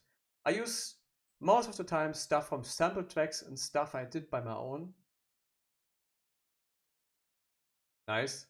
That's from Acer X. Let's use that. Oh, that's really on a high level. So we called it Brahms Acer X. I still there in the chat? Someone here? Or are you all sleeping right now? In Germany, we got 20 minutes before midnight. Almost sleeping time. Let's check how the pram is sounding. Maybe it's too fat.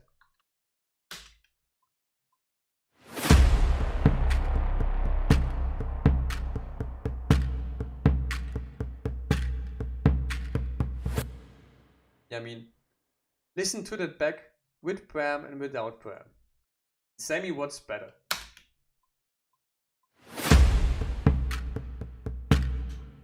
Sounds like cold soup.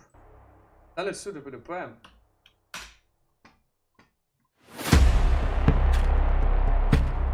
Hey Kartik. Still awake?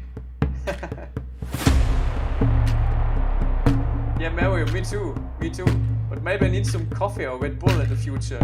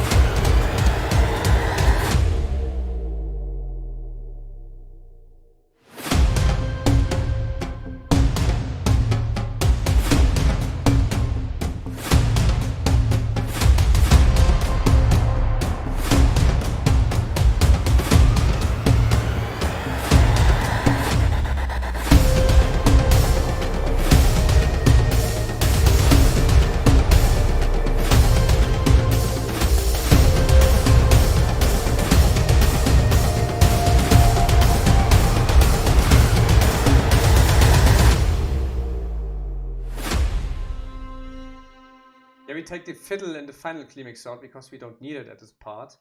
But we need a pram. So we got some basic prams in here and that's it. We need it for there. Now we're gonna go and look maybe for some alarm kind of stuff or maybe synth benders.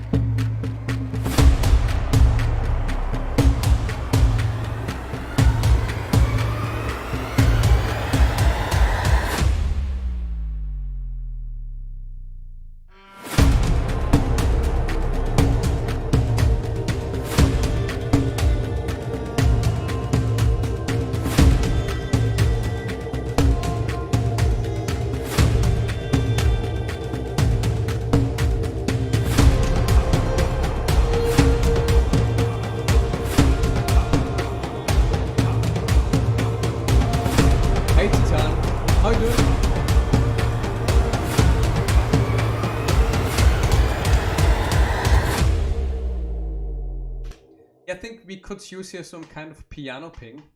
Let's check that. We don't need really some alarms going on here. Let's just look maybe for piano ping with a long reverb on it. And for that I used the Gentleman. Should work.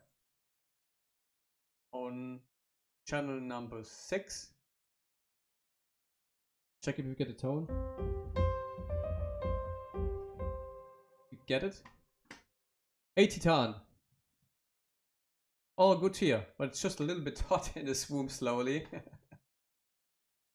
And I don't got any proper AC cooling, you know? Let's check that. Piano ping. Let's go a little bit bigger on the whoop size.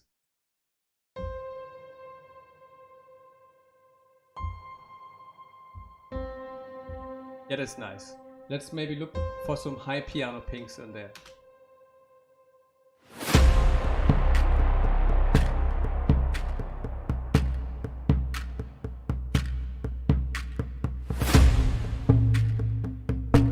I think we're gonna layer that with the drums. That's fitting.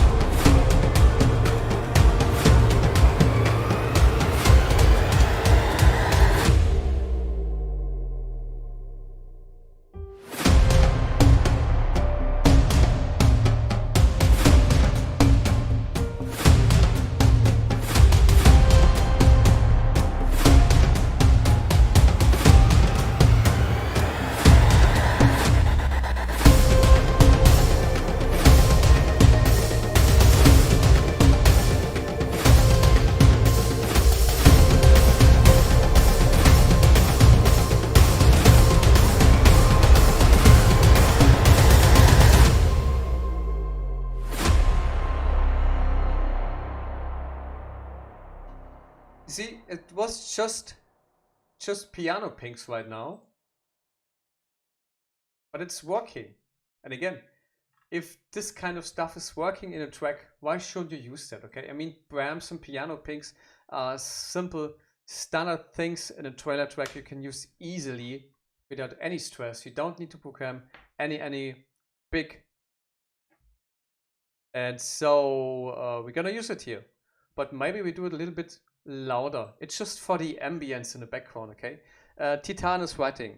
Yeah, pretty hot here, but we can make that. That's not a problem. Thank you. You would make music, but you are pretty terrible at it, okay? I mean, it's just practicing, you know? We all were worse at the beginning. And now maybe we have some kind of experience. So it's easier for us today because we wrote so many tracks. But let's check again how the piano pinks are sounding in a track. It's on number 6, so we got piano pinks here. I'm from Germany, and you?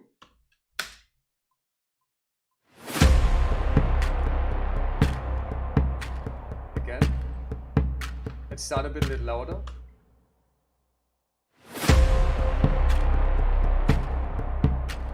Then change the reverb to black hole.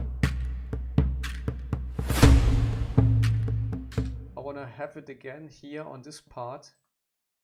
You see, I'm filling now thematic gaps. So we don't got any tones here playing in the background. Melodic tones, so I'm gonna fill that in with piano pinks.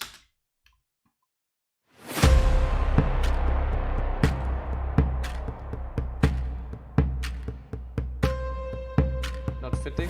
Okay, again from the beginning. Colorado. Oh, USA. Great having you here. Are you in a lockdown right now? I expect so.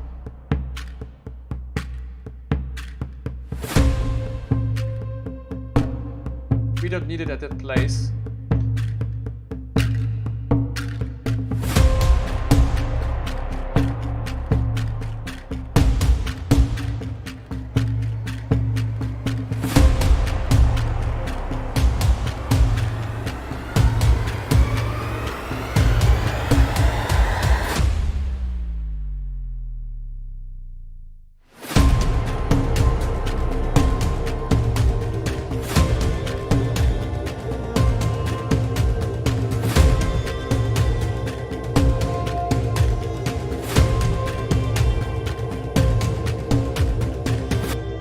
that's a little bit too much piano here going on, so I take them out. Let's play again back. My accent is quite interesting. I wouldn't expect you to be German from the accent. What would you expect? I would be maybe Dutch or something. Not sure. I just have a really horrible German Dinglish accent. And it's almost impossible to get it away.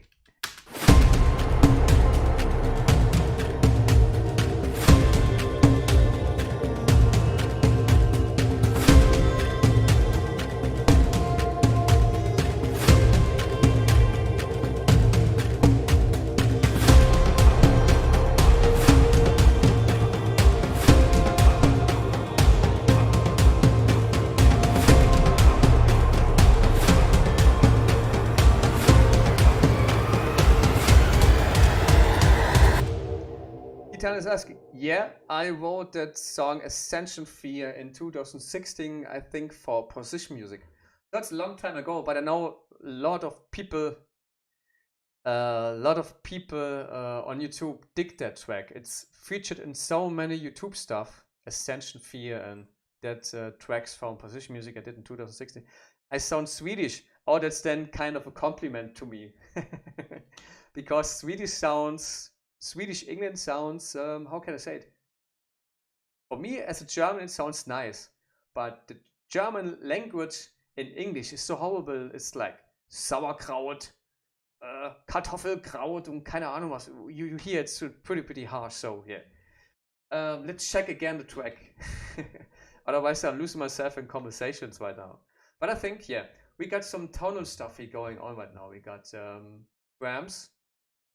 And just let's order that in a folder here. So we got tonal stuff all in a folder called tonal FX. So we simply can rearrange that later easier.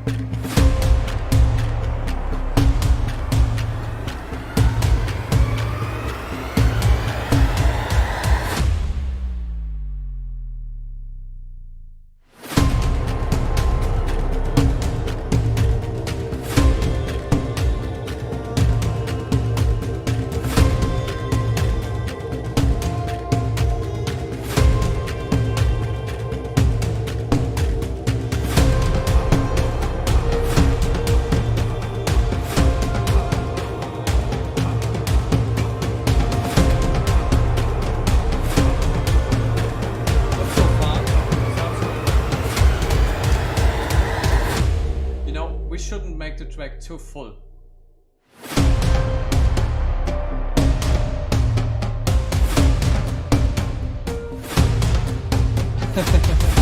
said, yeah, gonna repeat it later. I got a pretty nice idea to put a voice in here. So, yeah, the Titan says, anything in German sounds like you're angry. Yeah, it's almost like it. I want all of your milk. In German it's called Ich will all deine Milch.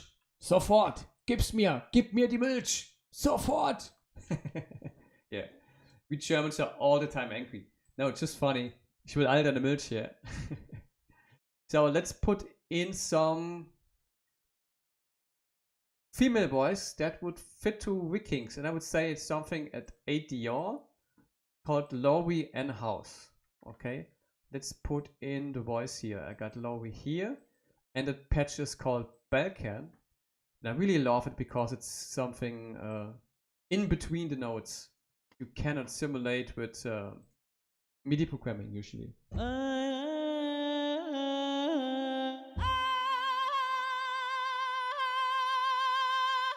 Yeah, I like that. We put it in. So, die Titan. Ich will all deine Milch. You hear it right now. It sounds like starting a war. Still, it's still the same.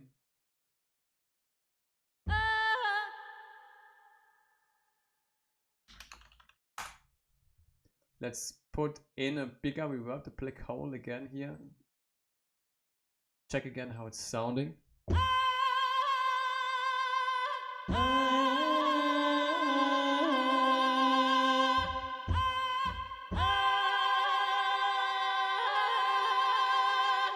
Like the combination.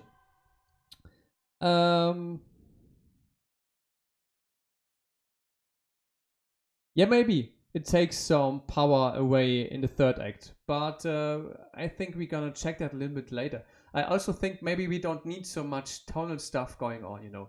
Maybe we're gonna simply replace the piano with the voice then, because the voice is a really, really powerful instrument. And let's see. But usually I'm gonna use the piano just as an ambience background tone, you know. No one should really hear the end that this is a piano. It should fill sounding the gaps, you know, that we got something tonal in the background going on, but you shouldn't hear it's piano. Maybe we're gonna stem it out and take it a little bit back then. It's a kind of taste, yeah. Maybe you could be right. Titan is asking, do I play any games? I played a lot of Battlefield, what means a lot, maybe 3 hours. Before that, I finished one game, which was the latest Uncharted one. Okay, let's check how the voice is sounding here.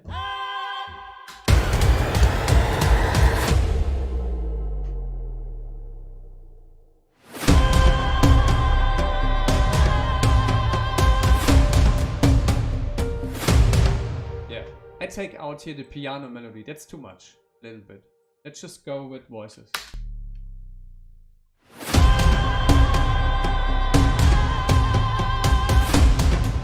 Much better.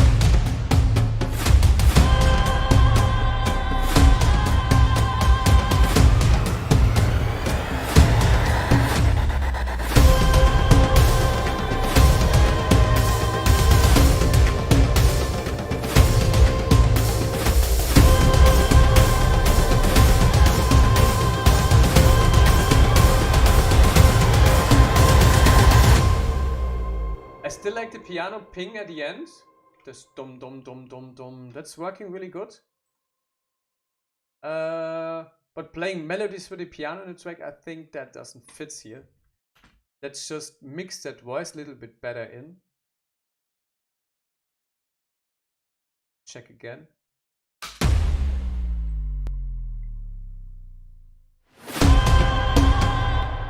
Maybe we just go here with a lower voice, with the Balkan style singing.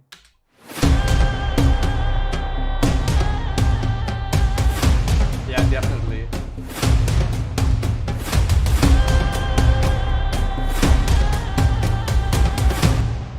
And I don't like this accent here. Maybe we put here the downer. Oh, we got it downer already. Let's check again.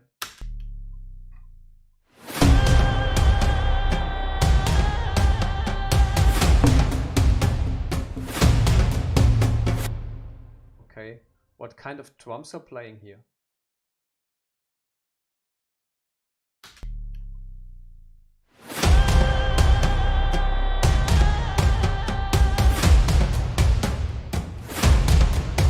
Yeah, I think it's too much boom kit going on here.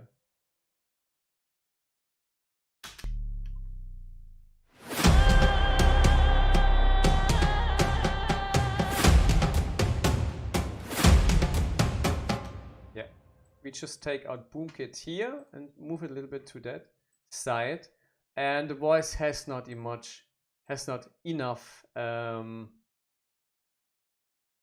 on it. So I want to make it really, really reverby to have it like an ambient sound in the background.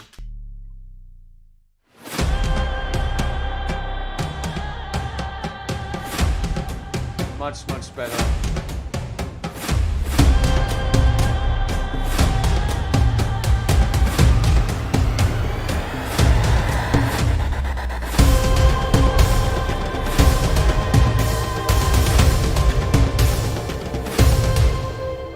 We don't need yet here crashes, that's too much. So again, we take a little bit out here.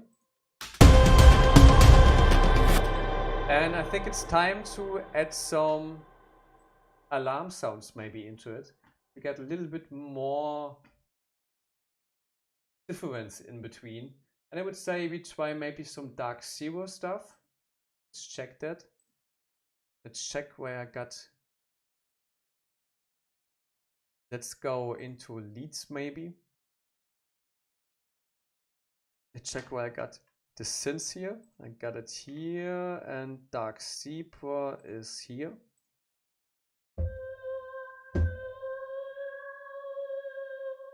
That's not a good patch. You know the Blade soundtrack? How beefy is this, please?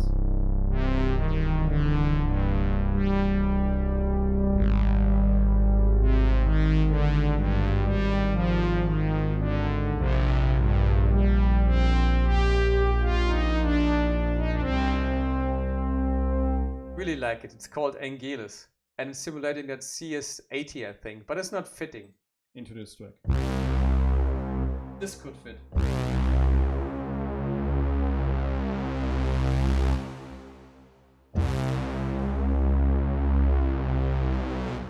We bend it up.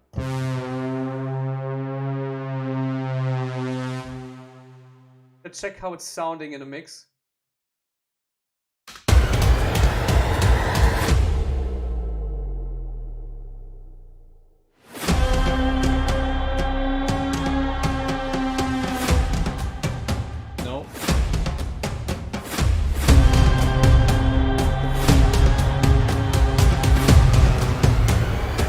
It sounds like Terminator. Yeah, I think this patch was even used on a CS80 on a Terminator, but we don't want to have it a Terminator soundtrack.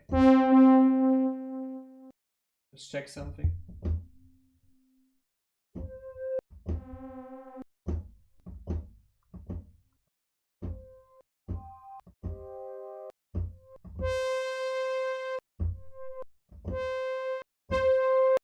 Yeah, maybe we don't try to do that with the synth. We use some already prep pings or alarm sounds. Let's check that.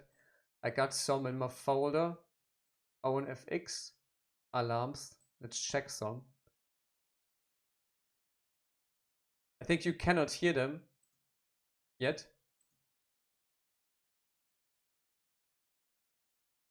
Titan, I got no clue yet. What would be the name for this? I think, okay, I found an alarm sound. Just let's play it back solo. This could fit in it. Let's check that. But I need to mix it properly, better into the track then. Call it alarm. Oh, I'm 37. Almost an old composer. And I want to have the alarm sound playing the high range, so I pushed that a little bit. So a little bit is good, around 6 dB. Let's check how it's sounding in the mix.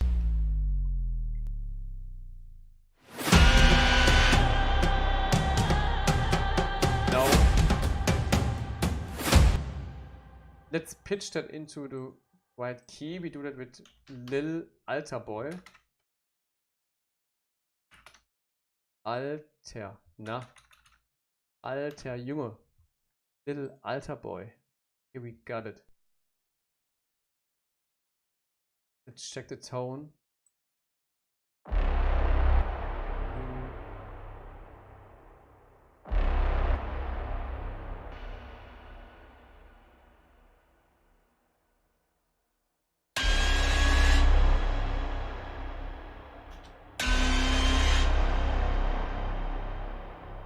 Maybe this could work. I'm not sure yet, but maybe we just used it for the final climax then.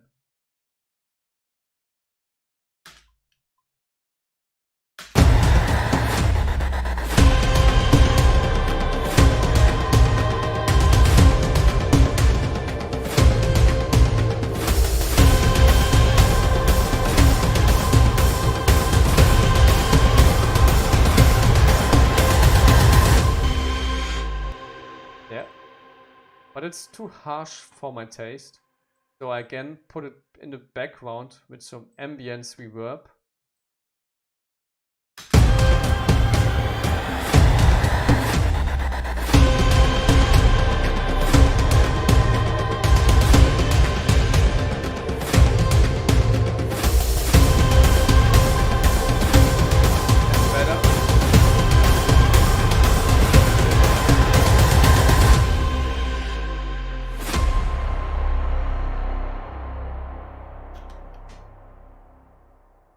You're putting Beethoven out of business. No, I don't hope so.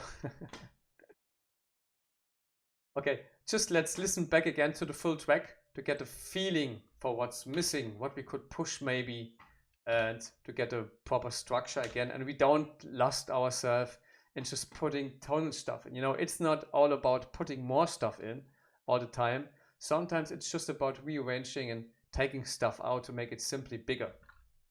It sounds weird, but it's really sometimes making things less to keep it sound bigger then, okay? The mic I'm using, it's a really old Behringer B1. And usually it's a horrible mic because it has a really roomy ambience, but I have some, I think, 4 different filters on it, like noise gate and everything else to just let it sound a little bit better as it is, okay? Otherwise you would hear the room ambience here of the full room and it sounds horrible then. Let's check that again.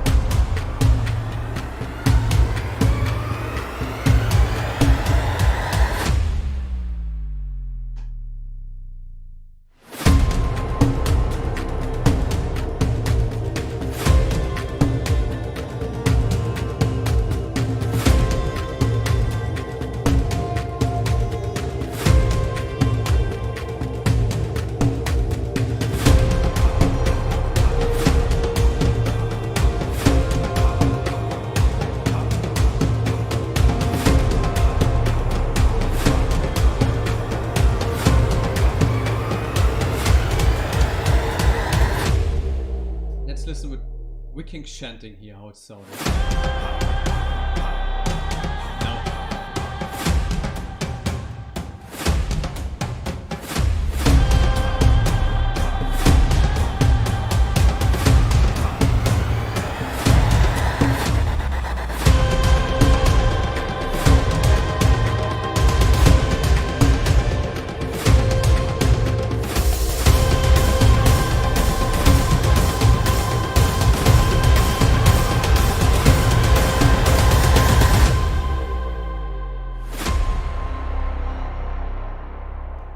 Yeah, I like the track so far, in the beginning, middle, and this part, but we need to push anyhow the final climax with something bigger then, okay? Maybe we invent some kind of staccato line here or something. I just got a new plugin called Symphonic Motions from Spitfire. Maybe it fits in here. I know that Trevor Mobbers is using a lot of Spitfire stuff and it's a kind of a wicking track, maybe it fits. Titan was asking, yes, Amazon delivers where I am here in Germany, pretty good. I even can deliver stuff to the US. I did it a lot of times. And the Behringer B1 is, I think, something around $120, maybe 100 euro, kind of like, okay? It's not much. So it's pretty cheap and really, really good for a microphone for stream. I mean, it doesn't have the best quality, but yeah. Let's stick now to Spitfire Motion. Oh, I see, it's not the contact folder, it's an own instrument. Also, Spitfire changed that to something own, which I really don't like, but let's see how this is working.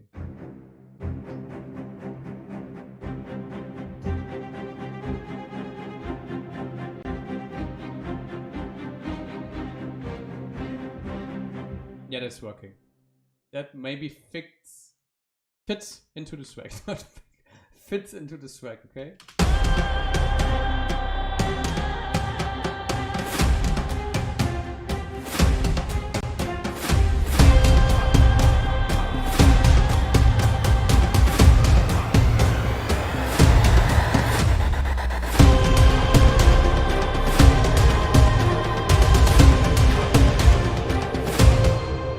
Have some faster stuff.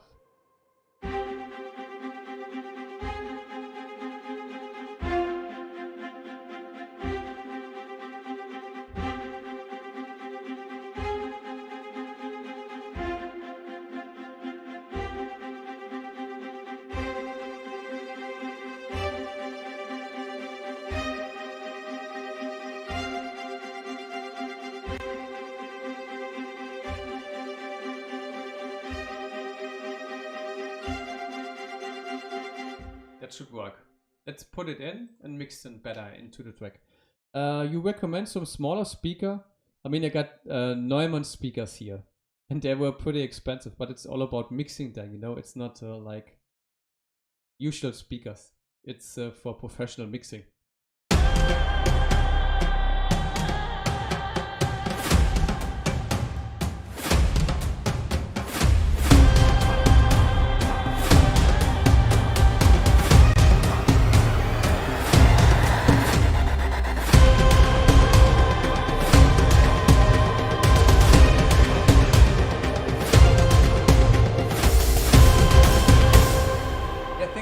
Doesn't work here.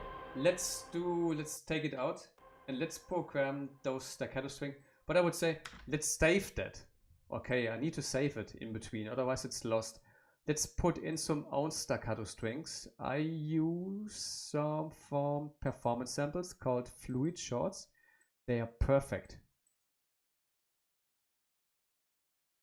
Okay, takes a little bit to load. I just need to batch save that one time. So it doesn't take ages to load. I mean, I got an 18 core PC, but it still takes some time to load it. Okay, that's sometimes really horrible. So Titan, do you got those speakers for $30 US? What's the brand?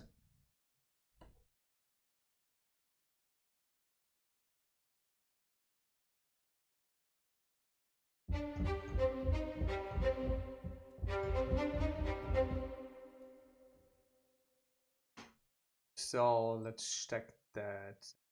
I need to mix that a little bit louder, because otherwise it gets lost. Final climax. Okay. Check.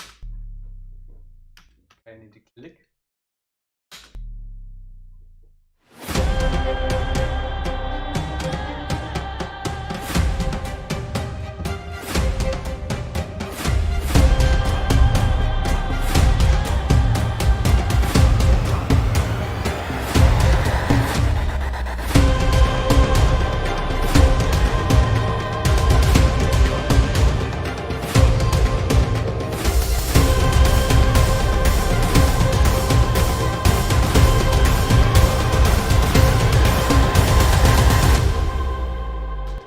It's fitting, but I just played it half as fast as I want to have them, because I'm gonna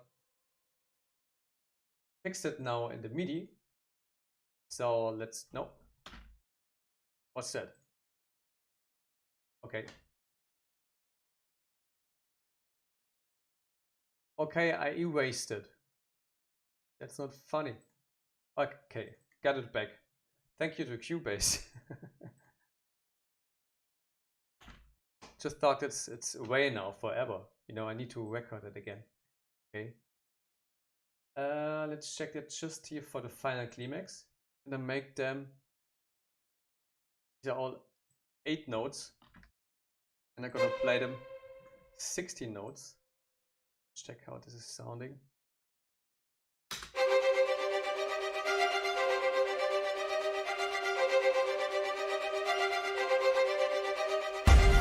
Yeah, this should work. Let it in the full mix and mix it a little bit better. Oh, T10, I cannot see any link, I see right now. Because YouTube is blocking that.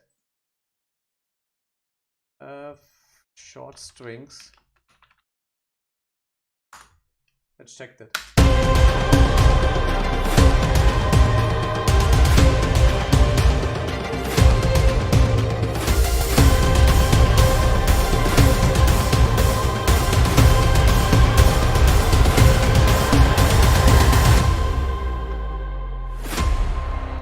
I think that's working.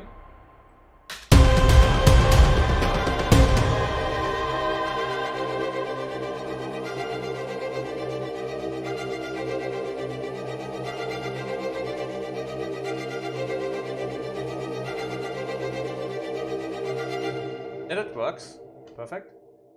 Play it back again.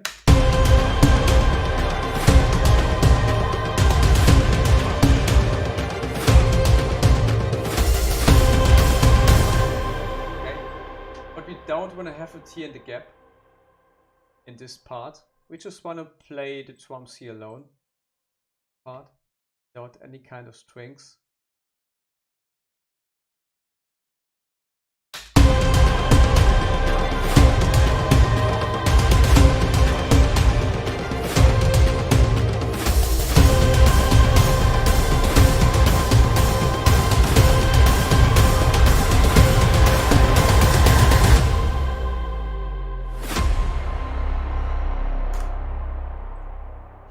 Nice.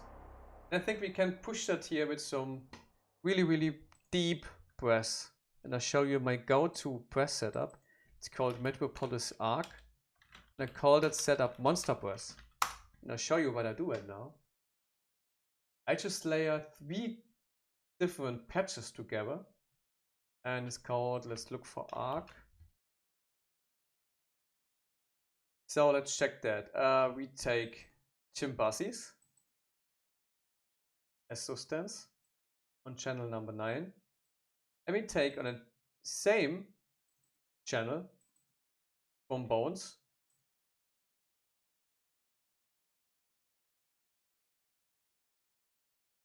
And we take on the same channel some horns.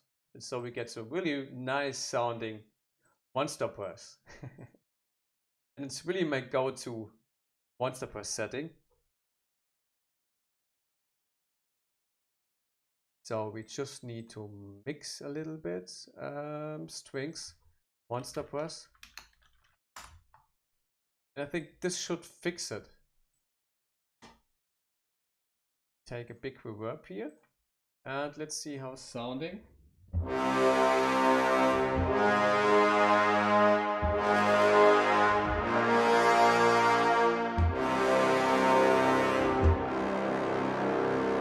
I mean, it's not as good as Chunky XL Plus from Orchestral tools, but it's not bad. Let's check that.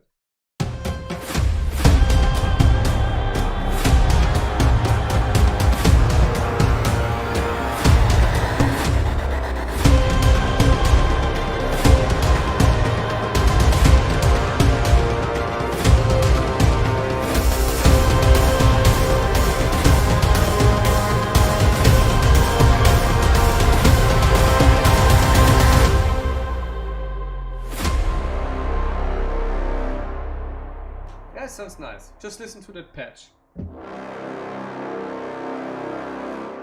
How beefy is that? I'm really wondering that they didn't patch like this on Metropolis Arc by themselves. I just had to figure it out by myself. So let's check where to put in.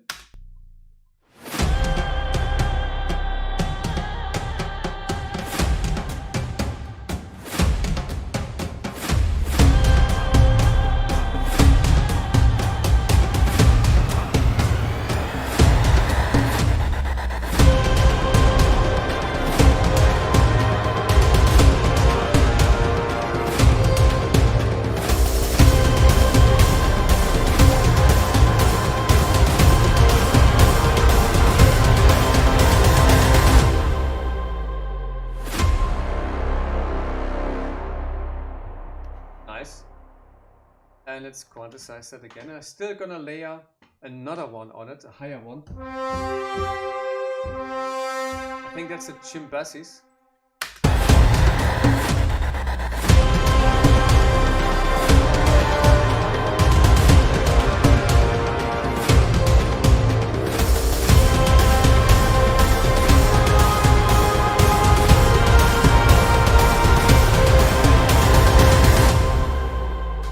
Okay, not sure. Let's check that.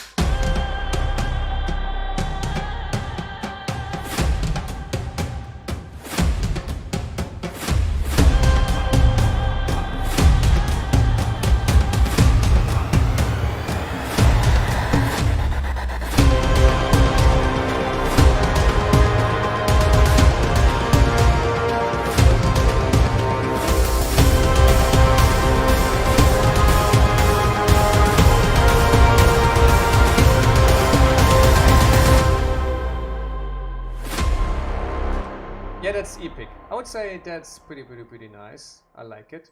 It's just too loud. Let's glue that together and check. I think we've faced some. Maybe we played some notes doubled. Check something. No, we didn't. Okay. Now let's just put it in properly into the mix. It's just too loud here. We're gonna mix the brass on the right side. Almost right. And the short strings almost left. Let's check that.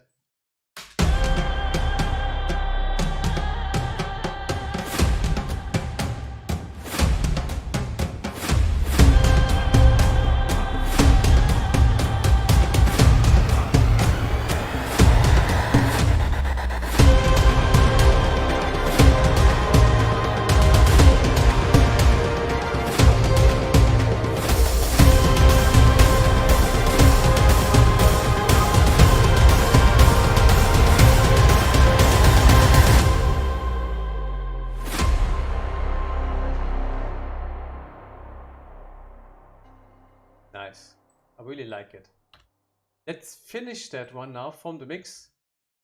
I hope you already found some good informations from that stream. And let's check right now where we got the FX going on here.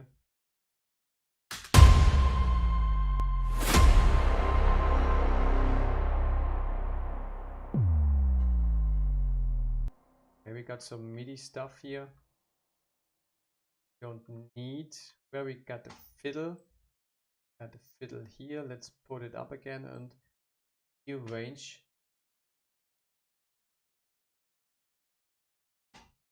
To the right folder.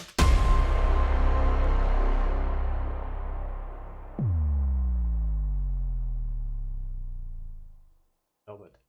Okay, let's check that now on the full mix, okay? And then we do some proper mixing and I'll show you my go-to secret plugin on the master bus. Are you still awake, people? I cannot see someone on the chat, but I see some around 10 people online, or 11. Now I got 11. Are you still there? Or are you sleeping? Let's check the track again. Yeah.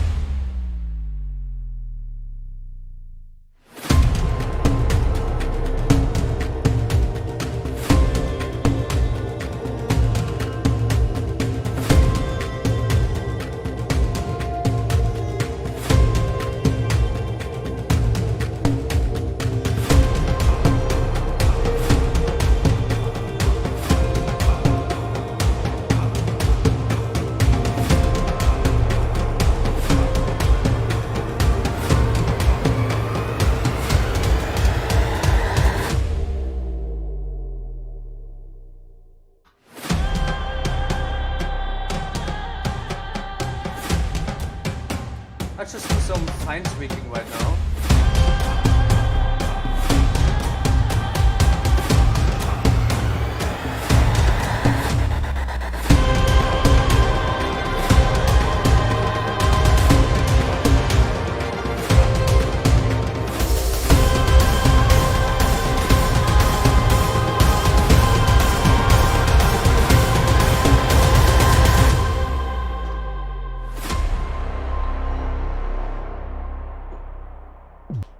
Perks keeping you awake for good. Yeah, me too.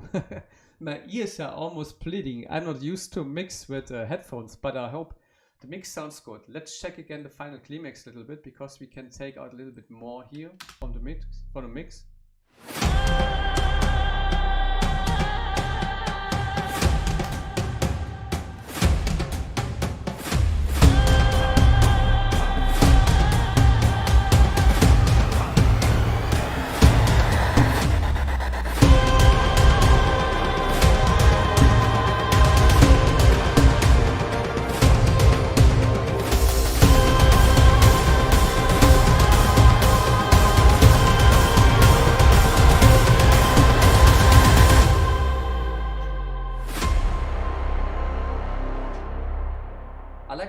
throat singing, and I would take that back again to the end here.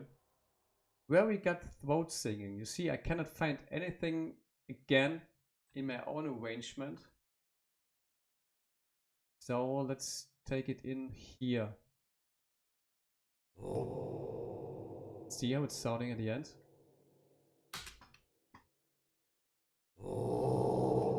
Not alone.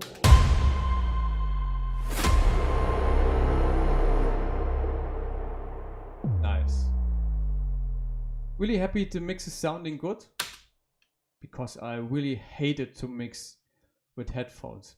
And I didn't figure it out yet how to mix with monitors right now while streaming and having the microphone on. I think it exists some kind of microphones that doesn't record here but in front of the mic, but they don't record the monitors, you know, behind here, behind the microphone. So that would be perfect. I need to find out how it's working. Let's check again the mix. We got a loudness of, just let's, you cannot see it right now, but a loudness of -10. That's good. We can't even, but I'll show you now something. Let's play the part back. And then I simply take in my favorite plugin here, Overall Exciter, and beefy mix how different that sounds. Okay, let's play that.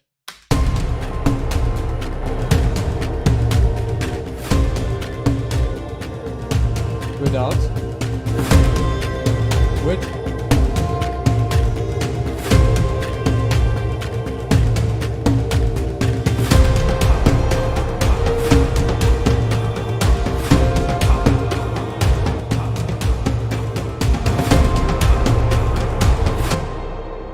You hear that? This plugin is making everything beefier.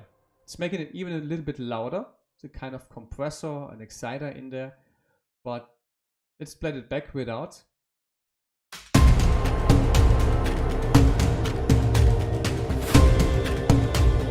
And now let's take it in.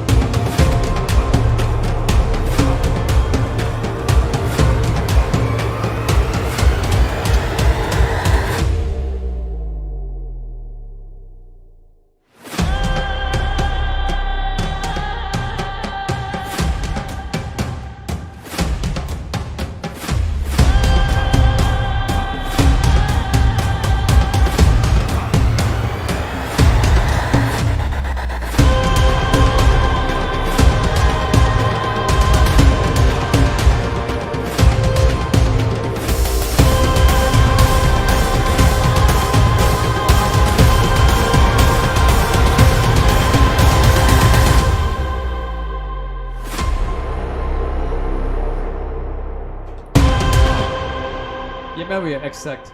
It's really like magic, like this OTT plugin.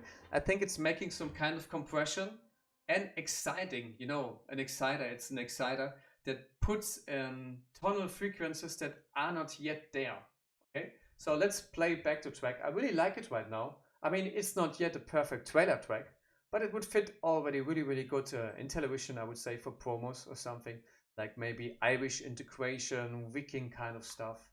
And yeah. Just let's play back and let's check what you mean and what I mean. I check it right now with my monitors and take off my headphones and the microphone for a minute, just to check it how it's sounding,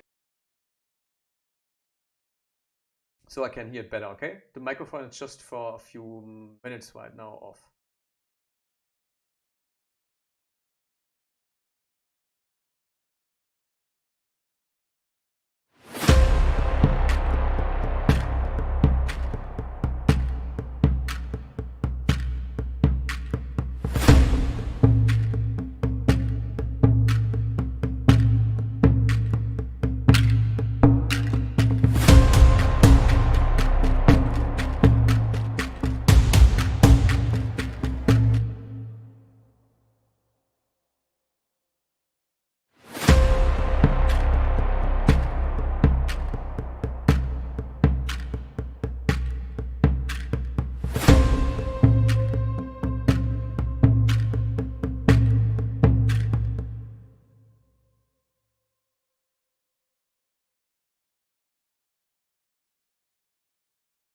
just got an idea here just to make it a little bit more interesting.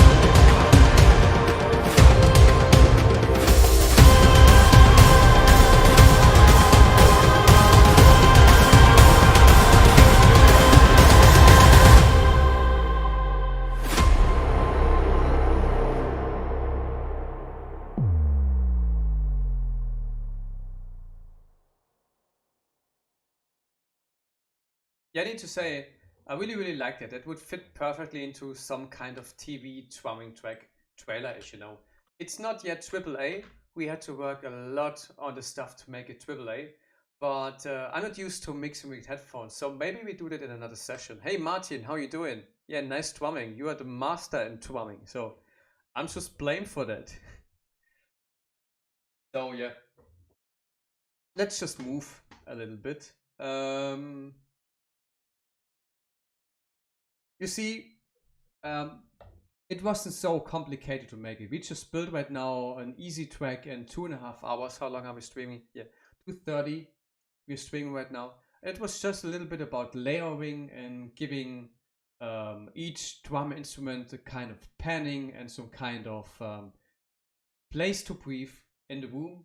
So I took some frequencies from some drums higher in the range, higher up, and I just treated drums like a normal instrument, like maybe a piano, maybe some kind of guitar, to have low tones, mid tones, high tones, to have all tones in the EQ range and to fill up the EQ range. And I just have put in some usual trailer hits combined with trailer risers and downers to give it a kind of trailer arrangement then, okay? And we just have put it into that kind of trailer arrangement with intro, middle part, and end part, and we separated those parts from each other with downers and risers. And basically that's all. It's not magic as you can. It's not so complicated. If you have done that a few times, like maybe Martin Hasseldam, he's that doing uh, every week 20 times. So yeah, guys, I hope you had fun. And if you got some questions, I would stay 5 minutes still here in the chat. So just ask me if you got some kind of question. I'm gonna answer them. Okay? Just let me know.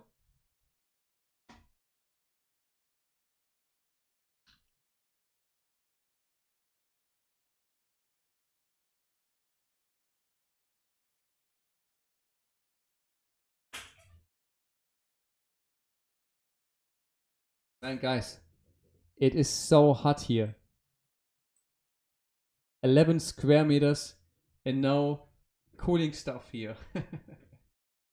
I mean, we got summer, but it's pretty summer-ish right here. It's like a jungle, some kind of.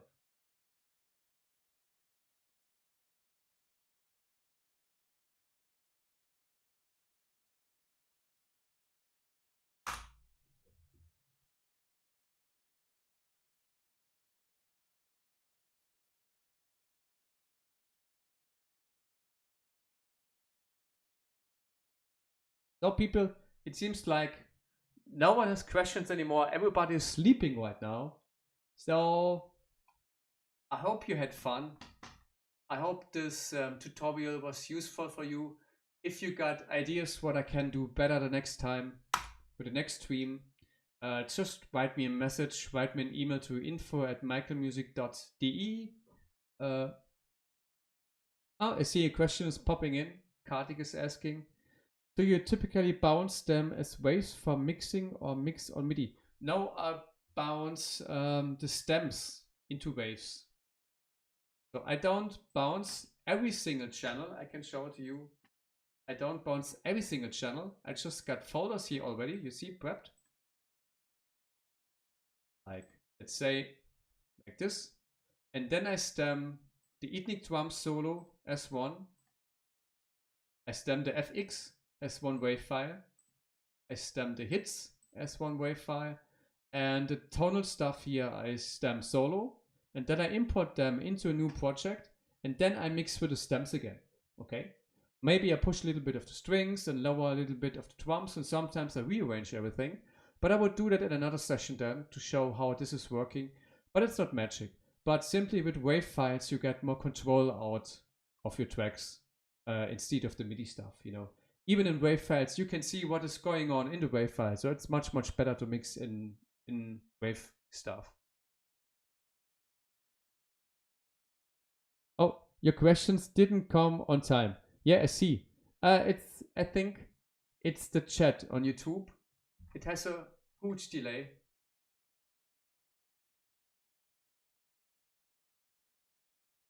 Yeah, but no problem. I got the question on YouTube, Cardi.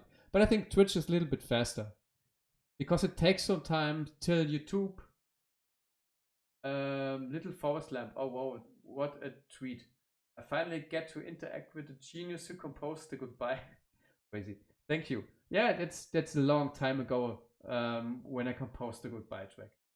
Do you Crackhill is asking, do you low cut a lot of the paired drums later to keep the low end clean for the main hits, or do you find it makes it sound too thin? It really depends. At least I really stem the low drums out as one stem here. So basically the low drums are the ethnic drums here. And then I check again in the mix how it's sounding, and it might be maybe it's a little too bassy then the ethnic drums, and then I lower down the EQ on the bass frequencies, maybe around 3 or 4 dB, maximum minus 6 dB. But it makes sense to make that. But it depends how it's sounding at the end in the mastering. So I got my mastering plugins already on the master bus and got a proper mastering going on, and then I mix in the mastering because that's how the final result is sounding, you know. So I got all stems imported into a new project, got my mastering set up already on the master bus to proper loudness, and the EQ is working good. And then I EQ again the single stems to maybe put a little bit back of the low end from the drums to keep it clean.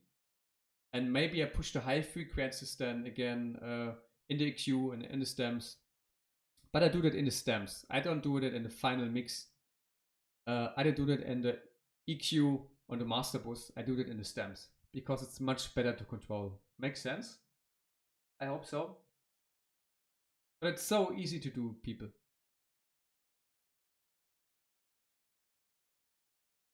So basically, I mix the final track in the stems then at the end.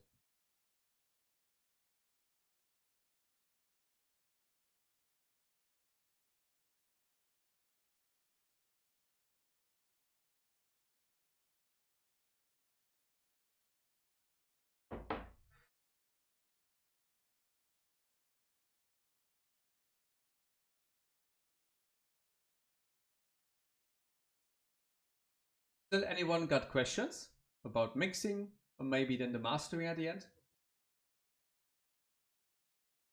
I just wait for the questions because the stream has a delay of I think 15 seconds or something. You're welcome, Quack. I see you in August again. One of my pet ones.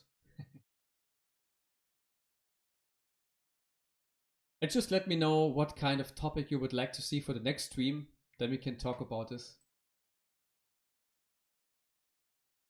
I think maybe we talk then about some business stuff. Trailer area. Kartik is saying, would love to see how you mix your stamps on our live stream. Yeah, we can do that in the next live stream. And then we do some kind of mixing and proper mastering. But I would do that without the headphones because it's I'm not used to mix and master on headphones. I need to feel the volume, you know, the beat and the bass, and I cannot feel that with my headphones. I can make a clean sounding mix on headphones, but I cannot feel it, and I need to feel it. So it would be with less comments maybe, but I still would comment on what is important to mix and master. The Titan is back. Holy! I don't get it, okay? But the Titan, we are almost done.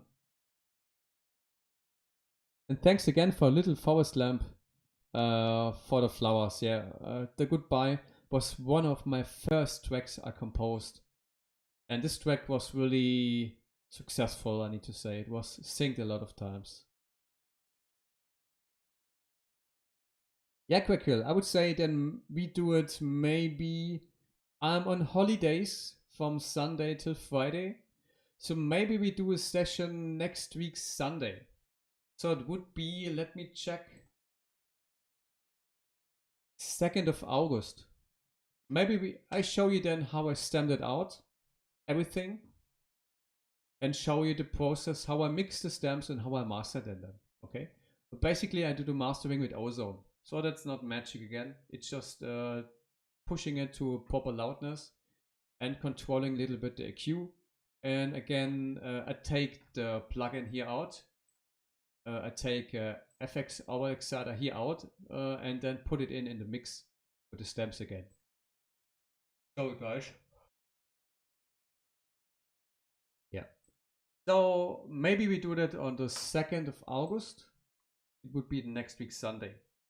Because Sunday is a day everyone is almost available. Okay? Makes sense?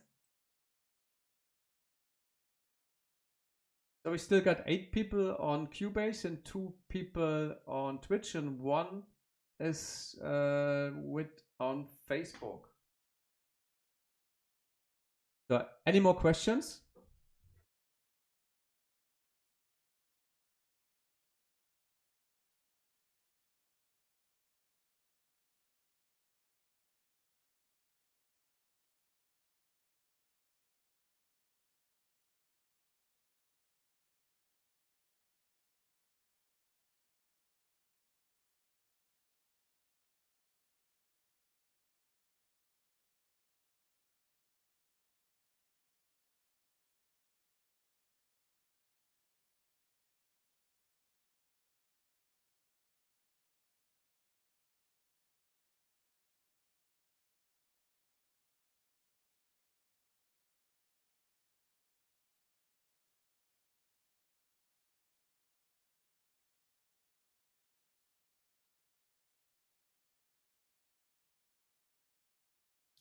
Where can you ask me questions again?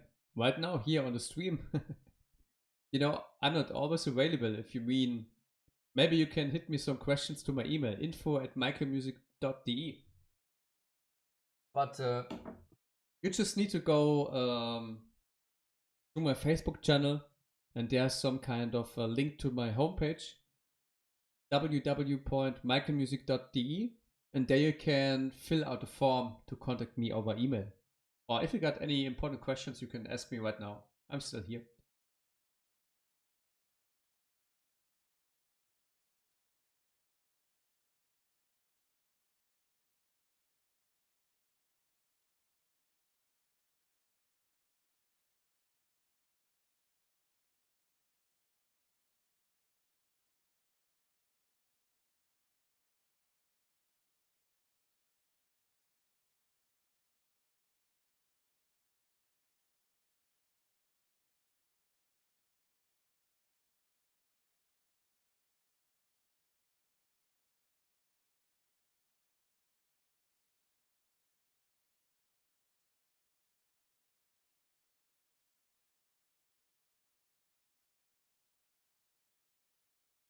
What is your thing on Twitch? I'm not sure what you mean. You mean why I stream on Twitch or why I stream overall or what? Can you please explain a little bit more?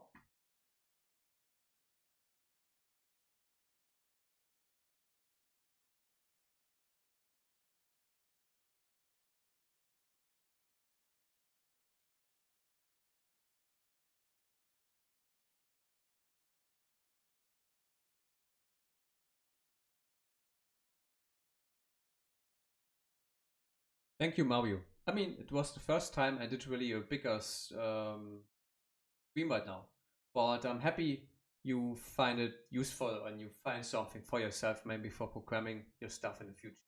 You know? But always happy to help you.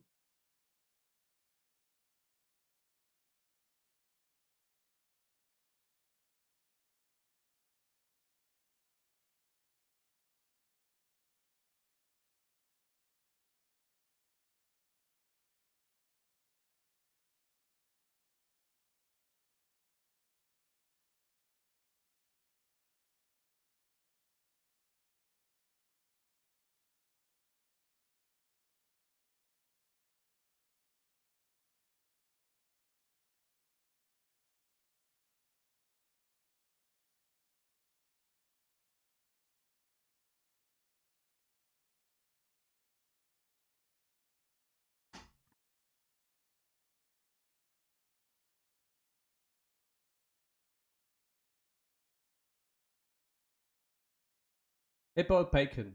Paul Bacon. Yeah, it's a tutorial. You can see that later again when it's online. The tutorial will be recorded as a usual video later on Twitch and on YouTube on a channel. And today we did some kind of Viking trailer track on this. So I can re-watch this again basically tomorrow evening or maybe around lunchtime then on YouTube and Twitch.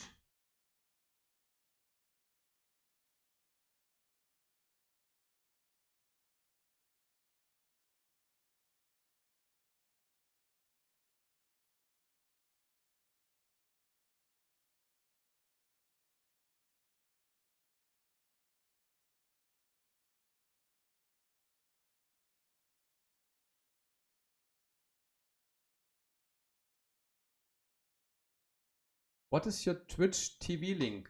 Just let me send it to you.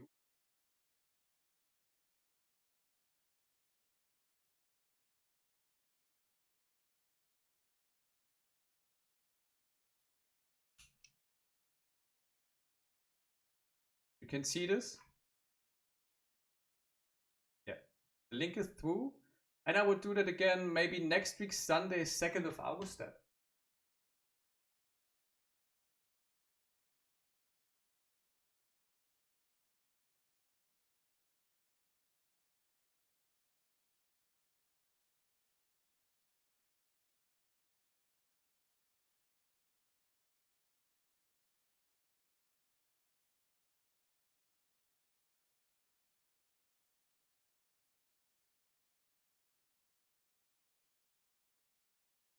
You're welcome.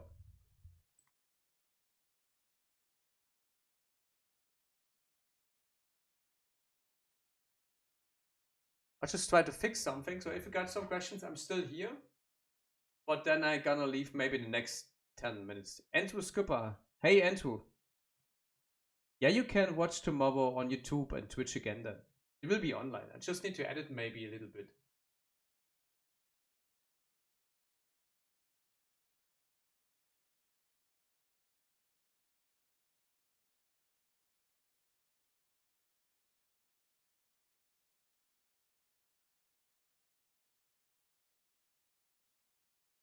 No worries about it. So basically, it will be up right now when we end the stream. I think so. At least on Twitch. Okay. YouTube might be that I need to make it public to the people.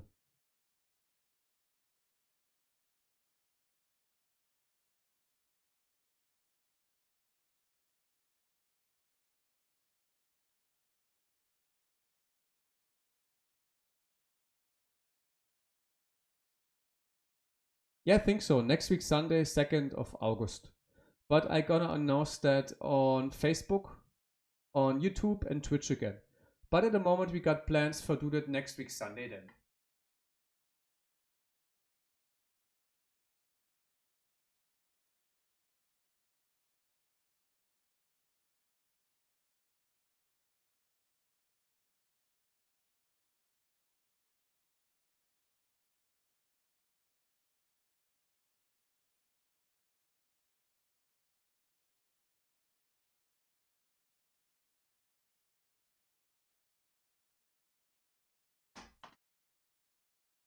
So again, it might be next week, Sunday, 2nd of August.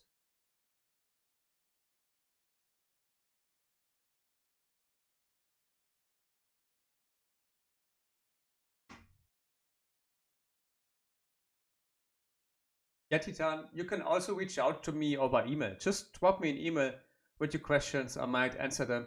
I'm on holidays next week, but maybe I find some time to answer them to you. That's not a problem.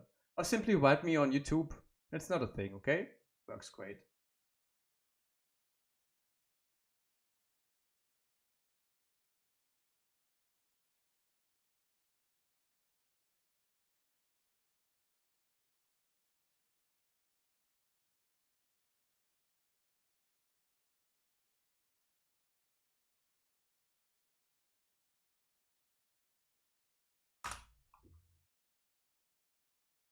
Yeah, I think Twitch is a little bit faster. I think we got a huge delay on YouTube only.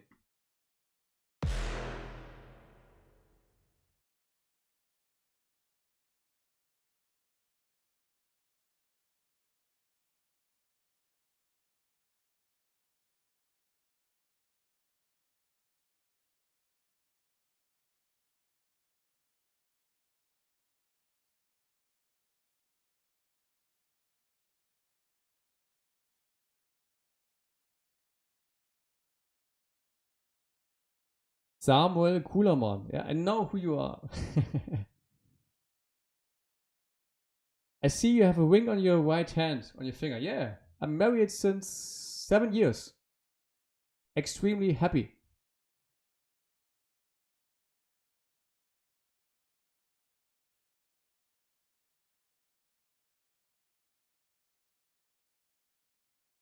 Let me guess, you are Samuel Kuhlermann from Facebook. Yeah, that guy from Düsseldorf.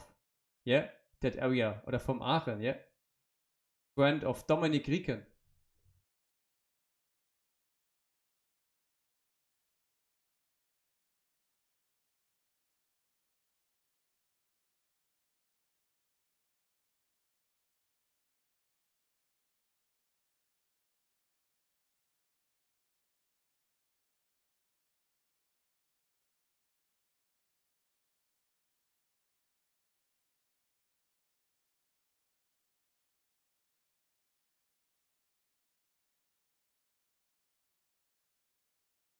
Oh, no, not really. Okay, no problem. I thought you are that one from there.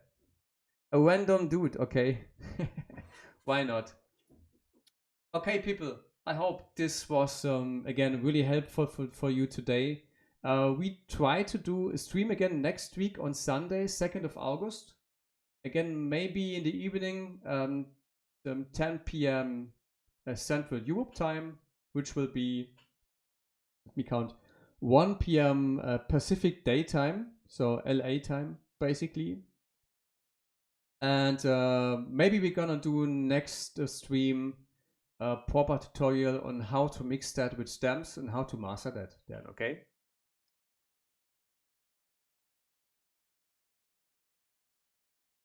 You're welcome, Sam Coleman. Nice back name, by the way. Pretty German one, yeah. Okay. Was really great to see you. Again, I'm working on still on proper lighting here in the room.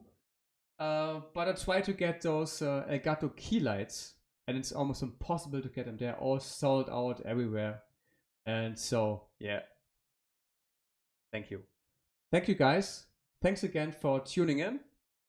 And have all a great day, a good night. And the people in Europe are almost falling in sleep right now like I am. And I hope it was helpful for you and hope to see you back next time. You can reach me on my Twitch account or YouTube. Just look into the informations on Twitch. It's on my account, like maybe contact, email form, or homepage, or you can get me over Facebook and YouTube. It's the same on YouTube. There are links to my Patreon site for personal coaching, for music coaching. So we do one-to-one coaching sessions like we did it right now here in the live stream, but just personally, one-on-one together, not all the public people on that. So just look for Michael Maas on Patreon. You can Google that for YouTube, for Facebook and Instagram. It's everywhere Michael Maas 83rd, I think. But you get all the informations on YouTube, on the dashboard again, and on Twitch on the dashboard again, and on Facebook. And you should be able to find me. So have a nice evening, guys, and hope to see you soon. Bye-bye. And thank you for turning in.